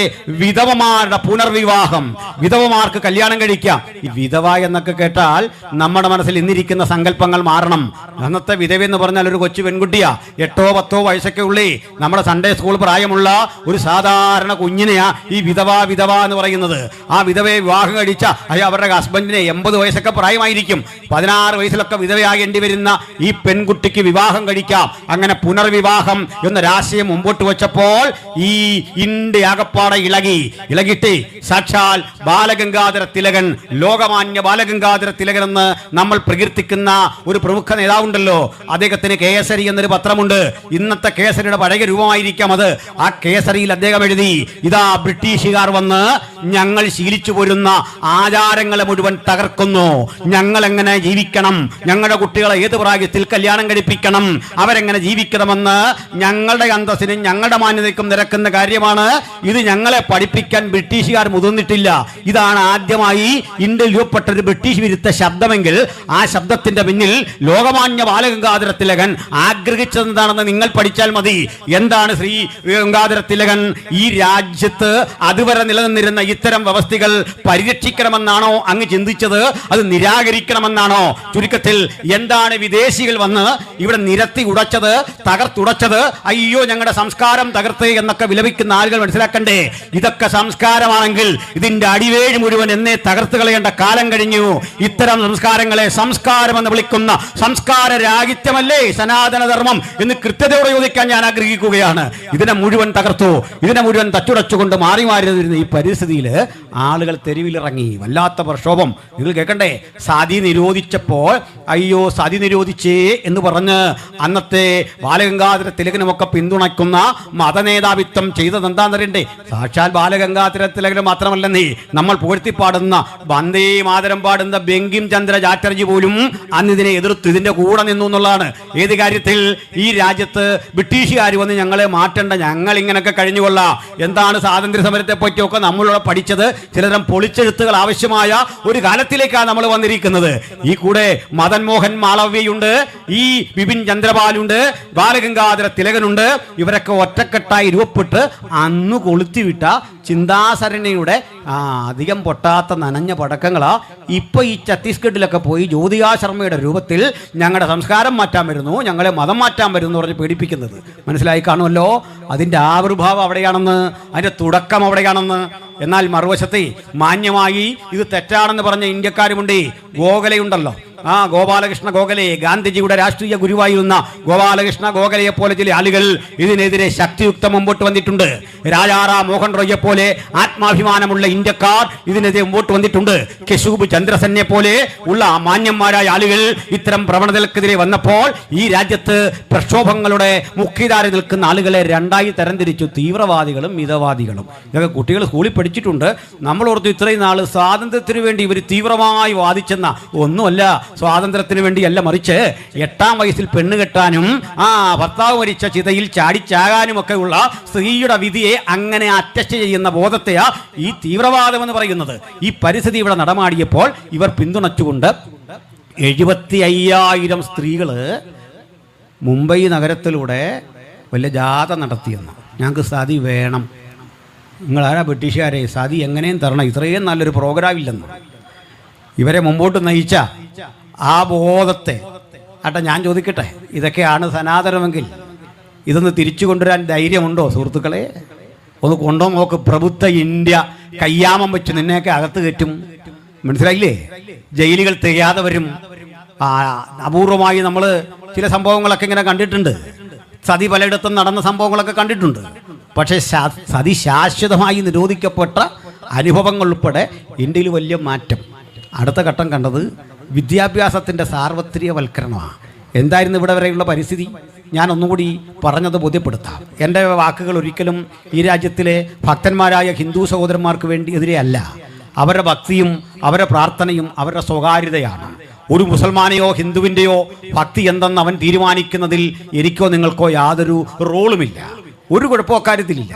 ഞങ്ങൾ എതിർക്കുന്നത് ഇത്തരത്തിൽ ഭക്തിയുടെയും അനുഗ്രഹത്തിന്റെയും സിദ്ധാന്തത്തിന്റെയൊക്കെ മുഴുവൻ അടക്കിപ്പരിവുകാർ ഞങ്ങളാണെന്നും ഞങ്ങളോട് ചോദിച്ചിട്ട് മാത്രമേ നിങ്ങൾ ഇവിടെ ലഘുലേഖ വിതരണം ചെയ്യാവൂ എന്നൊക്കെ പുലമ്പുന്ന, പാടുന്ന, പറയുന്ന ഒരു തരം ഭരണവ്യവസ്ഥിതിയാണ് ഞങ്ങൾ എതിർക്കുന്നത്. മനസ്സിലായില്ലേ? ഇതിനെ എതിർക്കാതിരിക്കാൻ നിർവാഹമില്ല, അതിനെതിരെ നിലപാട് സ്വീകരിക്കാതിരിക്കാൻ നിർവാഹമില്ല. ആ നിലപാട് തറയിൽ നിന്നുകൊണ്ടാണ് ഞങ്ങൾ കാര്യങ്ങൾ പറയുന്നത്. ആ വസ്തുതയാണ് ഞങ്ങൾ പ്രഘോഷിക്കുന്നത്. അത്തരം ചിന്തകളാണ് ഞങ്ങൾ സമൂഹത്തിന് കൊടുക്കുന്നത്. ചുരുക്കി പറഞ്ഞു കഴിഞ്ഞാൽ, എൻ്റെ ബഹുമാനപ്പെട്ട സുഹൃത്തുക്കളെ, ഈ രാജ്യത്ത് നിലനിന്നിരുന്ന ഈ വ്യവസ്ഥകൾ ഘട്ടം ഘട്ടമായി മാറുന്ന പിന്നെ കണ്ടത്. അതിലൊന്ന കലാലയങ്ങൾ രൂപപ്പെട്ടതോടുകൂടി ഇവിടെ എല്ലാവർക്കും വിദ്യാഭ്യാസം ചെയ്യാൻ കഴിയുമായിരുന്നില്ല. എന്താണ് അതിന്റെ കാരണം? ഈ രാജ്യത്ത് വിദ്യാഭ്യാസം അതുകൊണ്ട് ആളുകൾ ധരിച്ചിരുന്നത് സംസ്കൃതം പഠിക്കാനുള്ള കഴിവാ. നമ്മൾ കണ്ടിട്ടുണ്ട്, മേൽവസ്ത്രം ധരിക്കാതെ പൂണൂലിട്ടിരിക്കുന്ന ഒരു സംസ്കൃത പണ്ഡിതനെയാണ് നമ്മൾ പണ്ഡിതൻ എന്ന് വിളിച്ചത്. ഈ പണ്ഡിതന്മാരെന്താ പഠിപ്പിച്ചതെന്ന് അറിയണ്ടേ? കടൽ കടന്നു പോകുന്നത് പാപമാണ്, കടൽ കടന്നു പോകുന്നവൻ അശുദ്ധനാകും. അങ്ങനെ കടൽ കടന്നു പോകുന്നു എന്നതിന്റെ പേരിൽ നെഹ്റുവിന് പതിത്വം കൽപ്പിച്ച നാടാണിതെന്ന് ഓർക്കണം. കടൽ കടന്നുപോയി, നെഹ്റു ചെയ്ത കുറ്റവാ. കടൽ കടന്നുപോയി, അത് നെഹ്റുവിനെ വരുതിക്ക് നിർത്തിയ രാജ്യമായതെന്ന് ഓർത്തുകൊള്ളണം. നെഹ്റുവിന് പോലും പതിത്വം കൽപ്പിച്ചു. കടൽ കടന്നുപോയി. ലണ്ടനിൽ പഠിക്കാൻ പോയതിനാ ഈ കടൽ കടന്നുപോയി എന്ന് പറയുന്നത്. എന്നിട്ട് ഇന്നിവരെല്ലാം ലണ്ടനിൽ പോവുക. അതാ രസകരമായ കാര്യം. പഠിക്കാൻ വേണ്ടി അങ്ങോട്ട് പോവുക. ഈ പ്രമുഖരൊക്കെ പഠിക്കാൻ ഇത്തരം നിലത്തെഴുത്ത് കളരി ഒന്നുമല്ല തിരഞ്ഞെടുത്തത്. ജോൺ ബ്രിട്ടാസ് കഴിഞ്ഞ ദിവസം പറയുന്നുണ്ടല്ലോ, നിർമ്മലാ സീതാരാമൻ ആദ്യമായവരൊക്കെ പഠിച്ചത് നിലത്തെഴുത്ത് കളരിയിരുന്നുകൊണ്ട് തറാവറ പനയോ ഒന്നുമല്ലെന്നേ. അവരൊക്കെ പഠിച്ച ഇംഗ്ലീഷ്, ശുദ്ധമായ ഇംഗ്ലീഷ്. എൻ്റെ പാവ സഹോദരങ്ങളെ, ഇവരൊക്കെ ലോകത്തിലെ ഒന്നാം നിര കോളേജുകളിലെ ലണ്ടൻ സ്കൂൾ ഓഫ് എക്കണോമിക്സിലും ഹാർവാർഡ് യൂണിവേഴ്സിറ്റിയിലൊക്കെ പഠിച്ചിട്ട് പാവങ്ങളെ തെരുവിലിറക്കുക. ഇതിനൊക്കെ എതിരെ നിങ്ങളെ കൊണ്ട് പറയിപ്പിച്ചിട്ട് അധികാരത്തിന്റെ സുഖലോലുവയിൽ ഇരുന്നു കൊണ്ട് നിങ്ങളെ പഠിക്കാതിരിക്കാൻ സമ്മതിക്കുക. ഈ പ്രവണതയ്ക്കെതിരെ മാറ്റമുണ്ടാക്കുന്ന ഒരു വിഷയമാണ് സുവിശേഷം എന്ന് പറയുന്നത്. ഞാൻ അതിലേക്ക് തന്നെ വരാം, ക്രമേണ വരാം. ഇനി നമുക്ക് നമ്മുടെ കേരളത്തിലേക്കൊന്ന് വരണം. ഏകദേശം ശാന്തസുന്ദരമായി പോയ ഒരു സ്ഥലം തന്നെയാണ് കേരളം. ഈ കേരളത്തിലെ സ്ഥിതിവിശേഷങ്ങൾക്കൊക്കെ മാറ്റം വന്നത് അങ്ങ് നമ്മുടെ വടക്കേണ്ടിൽ നിന്ന് ഘട്ടം ഘട്ടമായി നമ്മുടെ രാജ്യത്തിലേക്ക് കുടിയേറി വന്ന പരദേശ ബ്രാഹ്മണരുടെ വരവോടുകൂടിയാണ്. ഈ ആളുകൾ ടി മാധവറാവു ഉൾപ്പെടെയുള്ള പരദേശ ബ്രാഹ്മണർ ഘട്ടം ഘട്ടമായി കേരളത്തിൽ വന്ന് സ്ഥാനമുറപ്പിക്കുന്നു. AD 5 6 നൂറ്റാണ്ടിലൊക്കെയാണ് അവർ കേരളത്തിൽ വന്ന് സെറ്റിൽമെന്റ് നടത്തുന്നത്. നാട് ഭരിച്ചുകൊണ്ടിരുന്ന അന്നത്തെ ക്ഷത്രിയർ, അന്ന് ക്ഷത്രിയ ഒന്നും പറയാനില്ല, രാജാക്കന്മാർ അന്തസ്സായിട്ട് ഒരുവിധം അന്തസ്സായി രാജ്യം ഭരിക്കുമ്പോൾ ഈ മന്ത്രതന്ത്രാദികൾ കാട്ടി ഭയപ്പെടുത്തി, വേദങ്ങൾ കാട്ടി ഭയപ്പെടുത്തിയിട്ട് പറഞ്ഞു, നിങ്ങൾ ഞങ്ങളെ അനുസരിച്ച് നിന്നില്ലേ, ഞാൻ ഇപ്പം മന്ത്രം ചൊല്ലും, സൂക്ഷിച്ചു നിന്നില്ലേ മന്ത്രം ചൊല്ലും, നീ കത്തിപ്പോകും. ഇത് കണ്ട് പേടിച്ചു പോയ കുറേ രാജാക്കന്മാരുണ്ടായിരുന്നു. അവരെല്ലാം ഈ പൗരോഹിത്യം അംഗീകരിച്ചു. അങ്ങനെ ആ പഴയ സംഭവമില്ലേ, ഋഗ്വേദത്തിന്റെ പുരുഷ സൂക്തം 10ാം അധ്യായത്തിൽ പറയുന്ന സംഭവമില്ലേ, ബ്രഹ്മാവ് സൃഷ്ടിച്ചു. എങ്ങനെ? ഇവിടെ ഒരു കാര്യം കൂടി പറയാം. ഇസ്ലാമിക വീക്ഷണം അനുസരിച്ച് പ്രപഞ്ചത്തിന് ഒരു നാഥൻ, അവരുടെ വീക്ഷണത്തിലും കാഴ്ചപ്പാടിലും നിങ്ങൾക്ക് വൈരുദ്ധ്യമോ നിങ്ങൾക്ക് അഭിപ്രായ വ്യത്യാസമോ, ഒരു പ്രപഞ്ചനാഥനെ അത് പഠിപ്പിക്കുന്നത്. ഇനി ജൂതന്റെ മതവീക്ഷണം അനുസരിച്ച് പ്രപഞ്ചത്തിനൊരു രക്ഷകൻ, മുഴുവൻ മനുഷ്യനും ഒരു ദൈവത്തിന്റെ സൃഷ്ടിയാണ്. ബൈബിൾ പഠിപ്പിക്കുന്ന അനുസരിച്ചോ ക്രൈസ്തവന്റെ വീക്ഷണം അനുസരിച്ചോ ഈ പ്രപഞ്ചത്തിന് മുഴുവൻ ഒരു സൃഷ്ടാവെന്ന് മാത്രമല്ല സകല സൃഷ്ടിയും ആ ദൈവത്തിൻ്റെതാണ്. അതാ തിരിച്ചങ്ങ് പറഞ്ഞാൽ മതി. ബഹുദൈവത്വ വിശ്വാസത്തെ ഞാൻ ധിക്കരിക്കുന്നില്ല, ഞാൻ അവരെ ആക്ഷേപിക്കുകയല്ല, തിരിച്ചാ പറയുന്നത്. സകല സൃഷ്ടിക്കും ഒരു ഉത്തരവാദി വേണമല്ലോ, സകല സൃഷ്ടിക്കും ഒരു കാരണഭൂതൻ വേണമല്ലോ. ആ കാരണഭൂതന്റെ ചരിത്രം തേടി ചെല്ലുമ്പോൾ ജൂതമതം പറയുന്നു അതാരാണെന്ന്, അഹൂരമസ്തയാണെന്ന് പേർഷ്യൻ മതം പറയുന്നു. പക്ഷേ ഇനി നമുക്ക് ക്രിസ്ത്യാനിറ്റിയിലേക്ക് വരാം. വേണ്ട, നമുക്ക് ശാസ്ത്രം തന്നെ എടുക്കാം. ശാസ്ത്രവീക്ഷണം അനുസരിച്ചും ഒരു പരിണാമം നടക്കണം. ആ പരിണാമത്തിന്റെ പരിണിത ഫലമായിട്ട് ഒരേ അപ്പനിൽ നിന്ന് ഒരേ അമ്മയിൽ നിന്ന് മനുഷ്യരാശിയൊക്കെ ഉണ്ടായി. ഇത് പരിണാമം കണ്ടുപിടിക്കുന്നതിനൊക്കെ കാലങ്ങൾക്കപ്പുറത്ത് വിശുദ്ധ ബൈബിളിലെ അപ്പോസ്തല പ്രവൃത്തി 17ാം അധ്യായത്തിൽ പറയുകയാണ്, അവൻ ഭൂതലത്തിലെങ്ങും കുടിയിരിക്കാൻ ഒരുത്തരിൽ നിന്ന് മനുഷ്യജാതിയൊക്കെ ഉളവാക്കി, അവരുടെ നിവാസത്തിന് അതിരുകളും കാലങ്ങളും ഭാഷകളും നിശ്ചയിച്ചു. ഇതെല്ലാം പറയുന്നെങ്കിൽ നമ്മുടെ മാത്രം പ്രശ്നം എന്താ? ഇവിടെ ഇത്രയേ ഉള്ളൂ. ഇന്ത്യക്കാരായിട്ടുള്ള 4 ജാതിയെ മാത്രമേ സൃഷ്ടിക്കാൻ ഋഗ്വേദത്തിന്റെ ഗ്രന്ഥകാരന്മാർക്ക് കഴിഞ്ഞുള്ളൂ. 4 ജാതികളെ, ബ്രാഹ്മൺ, ക്ഷത്രിയൻ, വൈശ്യൻ, ശൂദ്രൻ, 4 ജാതി. ഈ 4 ജാതിക്ക് പുറത്ത് മനുഷ്യരില്ലേ എൻ്റെ സഹോദര? ഈ മനുഷ്യരെയൊക്കെ ആരാണ് സൃഷ്ടിച്ചതെന്നുള്ള ചോദ്യത്തിന് ശശികല ടീച്ചർമാരൊരു മറുപടി പറയട്ടെ, എന്നിട്ട് വന്നെടുത്താൽ മതി. ആദിവാസികളുടെ പേറ്റന്റ്, ദലിതരുടെ പേറ്റന്റ്. ഈ ദലിതനെയും ആദിവാസിയെയും മറ്റു പിന്നോക്കരെയും സൃഷ്ടിക്കാൻ 1 മിനിറ്റ് ചിലവഴിക്കാത്ത ബ്രഹ്മാവിനെ ഞങ്ങളൊക്കെ പൂജിക്കണമെന്ന് പറഞ്ഞാൽ അത് എവിടുത്തെ ന്യായമായി ടീച്ചറെ? ആ ന്യായം എങ്ങനെ അംഗീകരിക്കും? ഞങ്ങളുടെ സൃഷ്ടിയുടെ മീതെ യാതൊരുവിധ കർത്തവ്യവും ഇല്ലാതെ ഞങ്ങളുടെ പേറ്റന്റ് എടുക്കാൻ വരട്ടെ. ഏത് ഗ്രന്ഥത്തിന്റെ ഏത് സൂക്തം വെച്ച് നിങ്ങൾ തെളിയിക്കും ഈ 4 ജാതിക്ക് പുറമേ മനുഷ്യരില്ലേ? മറ്റൊരു കാര്യം, ധർമ്മം ക്ഷയിച്ച് അധർമ്മം പെരുകുമ്പോഴൊക്കെയാണ് ഇത്തരം അവതാരങ്ങൾ പിറവിയെടുക്കുന്നത്. അത് ഇന്ത്യയിൽ ക്ഷയിക്കുമ്പോഴേ രസകരമായൊരു കാര്യം. ഇതാ ഓണം വരുന്നു, കിളിത്തട്ട് കളി എന്ന് പറഞ്ഞൊരു പരിപാടി പണ്ടത്തെ ആൾ കളിക്കുമല്ലോ. അതിൽ ഈ കിളി എന്ന് പറഞ്ഞാൽ അതിൻ്റെ മെയിൻ ഒരാളുണ്ടല്ലോ. കിളി ഇങ്ങനെ ആളുകളെ താഴേക്ക് ഇറക്കുമ്പോൾ ഒരു നിബന്ധനയുണ്ട്, ഈ വരയെ കൂടെ തന്നെ ഓടണം, അപ്പുറത്തോ ഇപ്പുറത്തോ ചാടിപ്പോയ ഫൗളാകും. അങ്ങനെയെങ്കിൽ ഇവിടേക്ക് അവതാരങ്ങൾ വന്നത് മുഴുവൻ ഈ ബൗണ്ടറിയിൽ നിന്ന് ഇങ്ങനെ കിളി കളിക്കുകയായിരുന്നു. എന്ന് വെച്ചാൽ ഈ ഇന്ത്യയുടെ ഭൂപടത്തിനപ്പുറത്ത് മനുഷ്യരില്ലേ? അഫ്ഗാനിൽ മനുഷ്യരില്ലേ? ചൈനയിൽ മനുഷ്യരില്ലേ? അതിനപ്പുറത്ത് പാകിസ്ഥാനിൽ മനുഷ്യരില്ലേ? പണ്ട് പാകിസ്ഥാൻ ഇന്ത്യയുടെ കൂടെ, അതിനപ്പുറത്തെല്ലാം മനുഷ്യരുണ്ടേ. ഈ അവതാരങ്ങളുടെ കണ്ണൊരിക്കൽ പോലും ഇതിനപ്പുറത്തോട്ടൊന്നും പോയില്ല. ഇതിനപ്പുറത്തും മനുഷ്യരുണ്ടെന്ന് കാണാൻ പറ്റിയില്ല. പിന്നെങ്ങനെ വിശ്വേശ്വരനാകും? പിന്നെങ്ങനെ പ്രപഞ്ചനാഥനാകും? ഈ കിളികളിയൊക്കെ ഞങ്ങളെ പഠിപ്പിക്കാൻ വരട്ടെ. അതൊക്കെ അംഗീകരിക്കുന്നൊരു കാലമുണ്ടായിരുന്നു. ഞാൻ ഇന്ന് അഭിമാന പുരസ്സരം പറയും, ഞാൻ സത്യത്തിൽ മതപരിവർത്തനം ചെയ്ത ഒരു ക്രിസ്ത്യാനി തന്നെ, ഒരു സംശയവും വേണ്ട കാര്യത്തിൽ. അഭിമാന പുരസ്സരം അത് പറയുന്നത്. അതിൻ്റെ കാരണം കൂടി പറയാം. ഈ കൈ വണങ്ങി ഞാനും എൻ്റെ സഹോദരിയും വീട്ടിലിരുന്ന് വൈകിട്ട് പാടിയിട്ടുണ്ട്. ഭംഗിയോടെ ഭൂമി തൻ്റെ ബ്രാഹ്മണർക്ക് നൽകുവാൻ ഭാർഗവനായി വന്നുദിച്ച രാമ രാമ പാഹിമാം. നിങ്ങളെ പരിഹസിക്കല്ല, നിങ്ങൾ ആരും പാടിക്കൂ. പക്ഷേ എന്തിനാണാവോ ഈ 2 സെൻറ്റിൽ കിടക്കുന്ന പാവപ്പെട്ടവൻ, ദലിതൻ, ആദിവാസി, ബ്രാഹ്മണന് ഭൂമി നൽകാൻ വേണ്ടി രാമാവതാരം ചെയ്ത ദേവനെ സ്തുതിക്കുന്നത് എന്താണെന്ന് എനിക്ക് മനസ്സിലായില്ല. എനിക്കത് ബോധ്യപ്പെട്ട നാൾ മുതൽ ഞാൻ ബൈ പറഞ്ഞു. മറ്റൊന്നുകൂടിയുണ്ട്, വായിച്ചു നോക്കണം. പി ഭാസ്കരൻ ഉണ്ണിയുടെ 19-ാം നൂറ്റാണ്ടിലെ കേരളം 8-ാം പതിപ്പ് കേരള സാഹിത്യ അക്കാദമി പുറത്തിറക്കുന്ന ഗ്രന്ഥം. കണ്ടോ, ഞാൻ കുറിപ്പ് പോലും ഇല്ലാതായി പറയുന്നത്. 8-ാം പതിപ്പ് പേജ് 314. അവിടെ എഴുതി വെച്ചിരിക്കുന്ന ഒരു കാര്യമുണ്ടേ, ഗുരുവായൂർ ക്ഷേത്രത്തിൽ നിന്ന് 3 തവണ ഒരു ശബ്ദം കേൾക്കാം, നായര് പുറത്തു പോ, നായര് പുറത്തു പോ, നായര് പുറത്തു പോ. 3 റൗണ്ടാ. നോക്കണം, ഞാനിത് കേൾക്കാൻ പോലും നിന്നില്ല. അതിൻ്റെ കാരണം എനിക്ക് ഗുരുവായൂരപ്പനോട് വെറുപ്പുണ്ടായിട്ടല്ല. ഒറ്റ കാര്യം, അങ്ങേക്ക് എന്നെ കാണാൻ മനസ്സില്ലെങ്കിൽ അങ്ങയെ കാണാൻ എനിക്കും മനസ്സില്ല. അത് തന്നെയാ ആ ആർജവത്തിൻ്റെ പേരാ സ്വതന്ത്രബോധം, ആ തജ്ഞേടത്തിൻ്റെ പേരാ സ്വതന്ത്രബോധം. ഇങ്ങനെ പോ പോ പോ എന്ന് ഇറക്കി വിടുമ്പോൾ തലകുനിച്ച് നിന്ന് വണങ്ങാൻ പാകത്തിന് ഈ നട്ടല് വാഴപ്പിണ്ടിയൊന്നുമല്ല സ്നേഹിത. അങ്ങനൊന്നും ആകാൻ ഞങ്ങൾ ആഗ്രഹിച്ചിട്ടില്ല. ആത്മാഭിമാനമുള്ളവൻ ആരെങ്കിലും പിന്നെ അവിടെ നിൽക്കുവോ? പുറത്തുവോ പുറത്തുവോ പുറത്തുവോ എന്ന് 3 തവണ ആട്ടും തുപ്പും കെട്ടി അവിടെ നിൽക്കുന്ന തൊലിക്കെട്ടിയൊന്നും ഞങ്ങൾക്കില്ല. അത് കൃത്യം പറഞ്ഞിട്ട് ഇത് ശ്രേഷ്ഠമാണെന്ന് പറഞ്ഞ് ഇന്ന് ഇത്തരം യോഗങ്ങൾക്ക് നേരെ വെല്ലുവിളി നടത്തി വരുന്ന ആരൊക്കെയാണെന്നറിയണ്ടേ. അന്ന് പുറത്തു പോ എന്ന പിള്ളേരെ മുഴുവൻ ചൂടാക്കി കയറ്റി ബെനിറ്റോ മുസോളിയുടെ കാക്കി നിക്കറൊക്കെ കൊടുത്ത് ഇങ്ങോട്ട് വിട്ടിരിക്കുക. അതുകൂടെ ഒന്ന് പറയാം. അവിടെ നിന്ന് കേട്ടോ. ഈ പറഞ്ഞു കേൾക്കുമ്പോൾ ഈ സഹോദരന്മാർ പറയും വിദേശി വേണ്ട സ്വദേശി മതി, ഇതൊക്കെ പറയും. നിങ്ങൾ കേൾക്കണം, നിങ്ങളിവിടെ കേൾക്കണം. ഞങ്ങളിങ്ങനൊന്നും പ്രസംഗിക്കുന്നവരല്ലായിരുന്നല്ലോ. നിങ്ങളാ ഇങ്ങനെ ആക്കിയത് ഞങ്ങളെ. ആ കാര്യം ഓർത്തോണം. ഞങ്ങളിങ്ങനെ ഉള്ളവരായിരുന്നില്ല. ഞങ്ങളുടെ സംയമനത്തെ, ഞങ്ങളുടെ ചിന്തയെ മുഴുവൻ നിങ്ങളാണ് ഇതുപോലെ ആക്കിയത്. ഞങ്ങൾ ഈ രീതിയിൽ തന്നെ നാളുകളിൽ ഗ്രാമങ്ങളിൽ പ്രസംഗിക്കും. പോലീസ് സാങ്ഷൻ തന്നില്ലേ, മൈക്കില്ലാതെ പ്രസംഗിക്കും. ഇനി അല്ലെങ്കിൽ ജയിലിൽ പോയി കിടക്കാൻ തയ്യാറാണെന്നേ, ഒരു കുഴപ്പമില്ല. ഒരു ബുദ്ധിമുട്ടും അക്കാര്യത്തിൽ ഉണ്ടായിട്ടില്ല. ഞങ്ങൾ തിരിച്ചടിക്കില്ല, പ്രതികരിക്കില്ല. ഞങ്ങൾ മറ്റേതെങ്കിലും തരത്തിൽ ജനാധിപത്യ വിരുദ്ധമായ ഒന്നും ഞങ്ങളുടെ മുമ്പിൽ നിന്ന് വരത്തില്ല.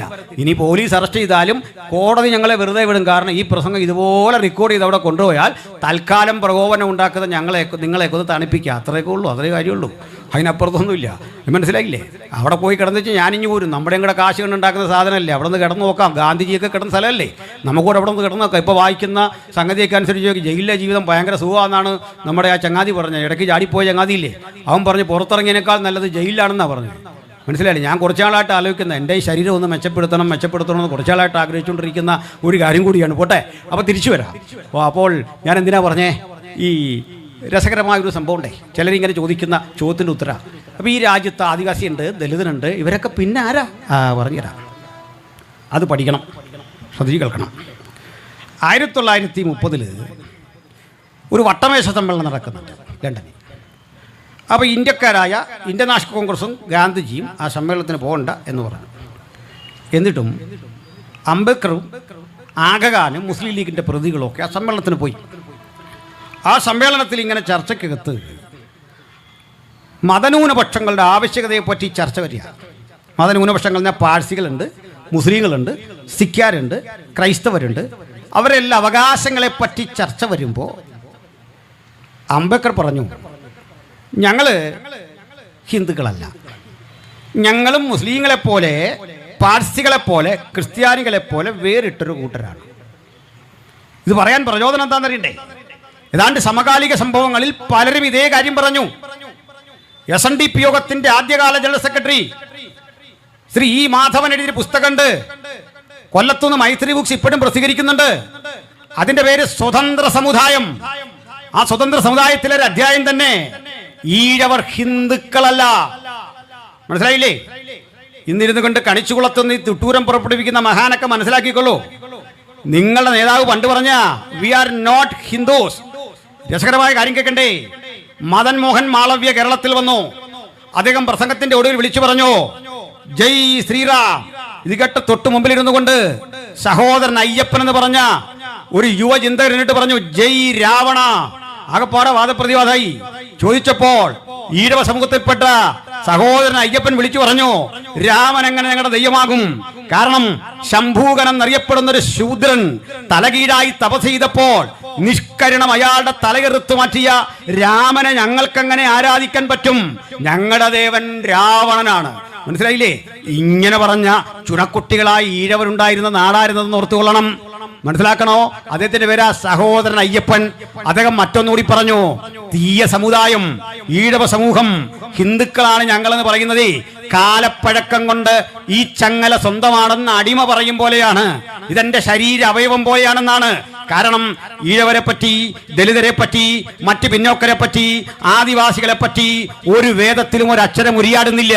ഇനി മറ്റു ചില കൂട്ടരെ കുറിച്ച് നിങ്ങൾ കേട്ടിട്ടുണ്ടോ? കൂടെ പറയാം. ചണ്ടാളർ, ഈ പദമൊക്കെ കേട്ടിട്ടുണ്ടോ? ഈ ചണ്ടാളർ എന്നൊക്കെ ചിലർ കേൾക്കുമ്പോൾ ഒരു അപകർഷതാബോധത്തോടെ കേട്ടിരിക്കുക. ഇത് ആരുടെ കാര്യം? ഈ ചണ്ടാളൻ. പറയാം. നമ്മളൊരു പാട്ടൊക്കെ പഠിച്ചല്ലോ. അല്ലല്ലെന്തൂ കഥ ഇതു കഷ്ടമേ, അല്ലല്ല അങ്ങ് ജാതി മറന്നുവോ, നീചനാരിതൻ കയ്യാൽ ജലം വാങ്ങി യാചമിക്കുമോ ചെല്ലഴും ആര്യന്മാർ, ഗ്രാമത്തിൻ പുറത്തെങ്ങോ വസിക്കുന്ന ചാമർ നായകൻ തൻ്റെ കിടാത്തി ഞാൻ. കേട്ടിട്ടുണ്ട് അല്ലേ? പഴയ ആൾക്കാരൊക്കെ കേട്ടിട്ടുണ്ട്. അതിൽ ഈ ചണ്ടാളൻ എന്ന് പറഞ്ഞ ആരാന്ന് അറിയണ്ടേ? എൻ്റെ പൊന്നു സ്നേഹിത, ഈ ചണ്ടാളൻ എന്ന് പറഞ്ഞാൽ ഇവിടെ നിന്ന് ടാക്സി പിടിച്ചു വന്ന ആളോ അന്യഗ്രഹത്തിൽ നിന്ന് ഇറങ്ങി വന്ന ആളോ അല്ല. അതാ കേൾക്കണ്ടേ? ഈ രാജ്യത്തൊരു വ്യവസ്ഥയുണ്ട്, അനുലോമ ജാതി, പ്രതിലോമ ജാതി. എന്താ അനുലോമ ജാതി എന്ന് പറഞ്ഞാൽ ബ്രാഹ്മൺ ക്ഷത്രിയനെ കെട്ടാം, ക്ഷത്രിയ പെണ്ണിനെ കെട്ടാം, വൈശ്യപ്പെണ്ണിനെ കെട്ടാം, ശൂദ്രപ്പെണ്ണിനെ കെട്ടാം. പക്ഷേ ഈ ശൂദ്രരെ കെട്ടുമ്പോൾ മാത്രം പ്രത്യേകതയുണ്ട്. അതിന് കല്യാണം എന്ന് പറയില്ല, സംബന്ധം എന്ന് പറയൂ. സംബന്ധം. കാരണം കല്യാണം എന്ന് പറഞ്ഞാൽ അത് കയറിയ റാങ്ക് കൂടിയൊരു കാര്യമാണല്ലോ. അങ്ങനെ പറയാൻ അറപ്പ് മക്കളാണ്. അപ്പോൾ അയിത്തം സ്ത്രീക്ക് കാര്യമായിട്ടില്ലായിരുന്നു ഈ പറഞ്ഞു വന്നതിൻ്റെ അർത്ഥം. ഈ പറഞ്ഞു രണ്ട് കാര്യത്തിന് പണ്ടും വലിയ അയിത്തമൊന്നുമില്ല. ഒന്ന് ഈ സമ്പത്തിനും വലിയ അയിത്തം ഇല്ല. ആരിട്ട പൈസയും കാണിക്കയിലെടുക്കും. ആദിവാസി ഇട്ട പൈസ എടുക്കും, ദലിതനിട്ട പൈസ എടുക്കും, ദരിദ്രനിട്ട പൈസ ഒരു കുഴപ്പമില്ലാതെ എടുക്കും. രണ്ടാമത്തെ കാര്യം സ്ത്രീക്കും വലിയ അയിത്തമൊന്നും ഉണ്ടായിട്ടില്ല. അതാ പറഞ്ഞു വരുന്നത്. പക്ഷേ ഒരു ഫുള്ളി സബ്സ്ക്രൈബ്ഡ് മാരേജ് അല്ല, അതുകൊണ്ട് വിളിക്കും സംബന്ധം. അപ്പം നമുക്ക് തൽക്കാലം അസംബന്ധം എന്ന് പേരിടേണ്ടി വരും. കാരണം താഴോട്ട് ഇങ്ങനെ കെട്ടുക. പക്ഷെ ഒരു കാരണവശാലും കെട്ട് മുകളിലോട്ട് പാടില്ല. പുരുഷന്, അതായത് ഒരു ശൂദ്രന് മുകളിൽ കയറി കെട്ടാൻ പാടില്ല. മുകളിലേക്ക് ക്ഷത്രിയനെ കെട്ടാൻ പാടില്ല. അങ്ങനെ വരുമ്പോൾ ഏതെങ്കിലും വിധത്തിലൊരു ശൂദ്രൻ ഒരു ബ്രാഹ്മണ സ്ത്രീയെ പ്രണയിച്ച് കല്യാണം കഴിച്ചതിലൊരു കുട്ടി ജനിച്ചാൽ അവൻ്റെ പേരാ ചണ്ടാളൻ. മനസ്സിലായോ? മനസ്സിലായില്ല? അല്ല ദൂരെ നിന്നും ടാക്സി പിടിച്ചു വന്നല്ലെന്നും. ചണ്ടാളൻ എന്ന് പറഞ്ഞാൽ ക്ലോൺ ചെയ്തെടുത്ത സാധനമൊന്നുമല്ലെന്നും. ശൂദ്രനായൊരു പുരുഷനെ, ശൂദ്രൻ പറഞ്ഞാൽ നായരായൊരു പുരുഷനെ മനസ്സിലാക്കാൻ വേണ്ടി പറയാം. എന്നോട് ചിലപ്പോൾ ആൾ പറയാറുണ്ട് ഇങ്ങനെ പറയൻ പുലകൻ ശൂദ്രൻ നായരെന്നൊക്കെ പച്ചയ്ക്ക് പറയരുത്. എൻ്റെ സ്നേഹിത, മൂർഖനെന്ന് വിളിക്കാനേ പറ്റൂ, തത്തമ്മയെന്ന് വിളിക്കാനൊന്നും പറ്റില്ല. ഇത് നമ്മളുണ്ടാക്കിയെന്നല്ല, ഇത് മനുസ്മൃതിയിലുള്ള സാധനമാണ്. ഞാൻ പറഞ്ഞല്ലേ, അതങ്ങ് മാറ്റ്.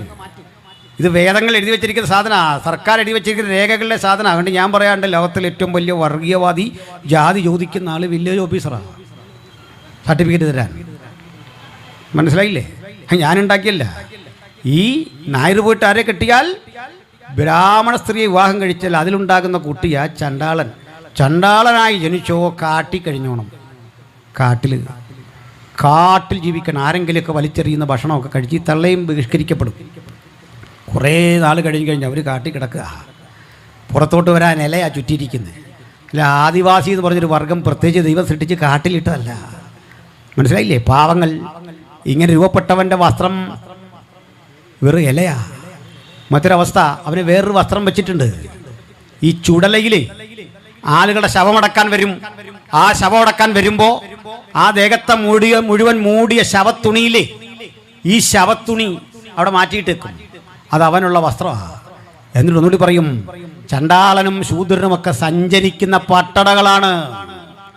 ചണ്ടാളനും ശൂദ്രനും സഞ്ചരിക്കുന്ന പട്ടടയാണെന്ന് പഠിപ്പിക്കുന്ന ഒരു മാർഗത്തെ എങ്ങനെ എനിക്ക് ഉൾക്കൊള്ളാൻ പറ്റും, നിങ്ങൾക്ക് ഉൾക്കൊള്ളാൻ പറ്റും? അതുകൊണ്ട് ആദ്യം നന്നാകേണ്ടത് ഇത്തരം കിതാബുകളാണ്, ഇത്തരം ആശയ സംഹിതകളാണ്.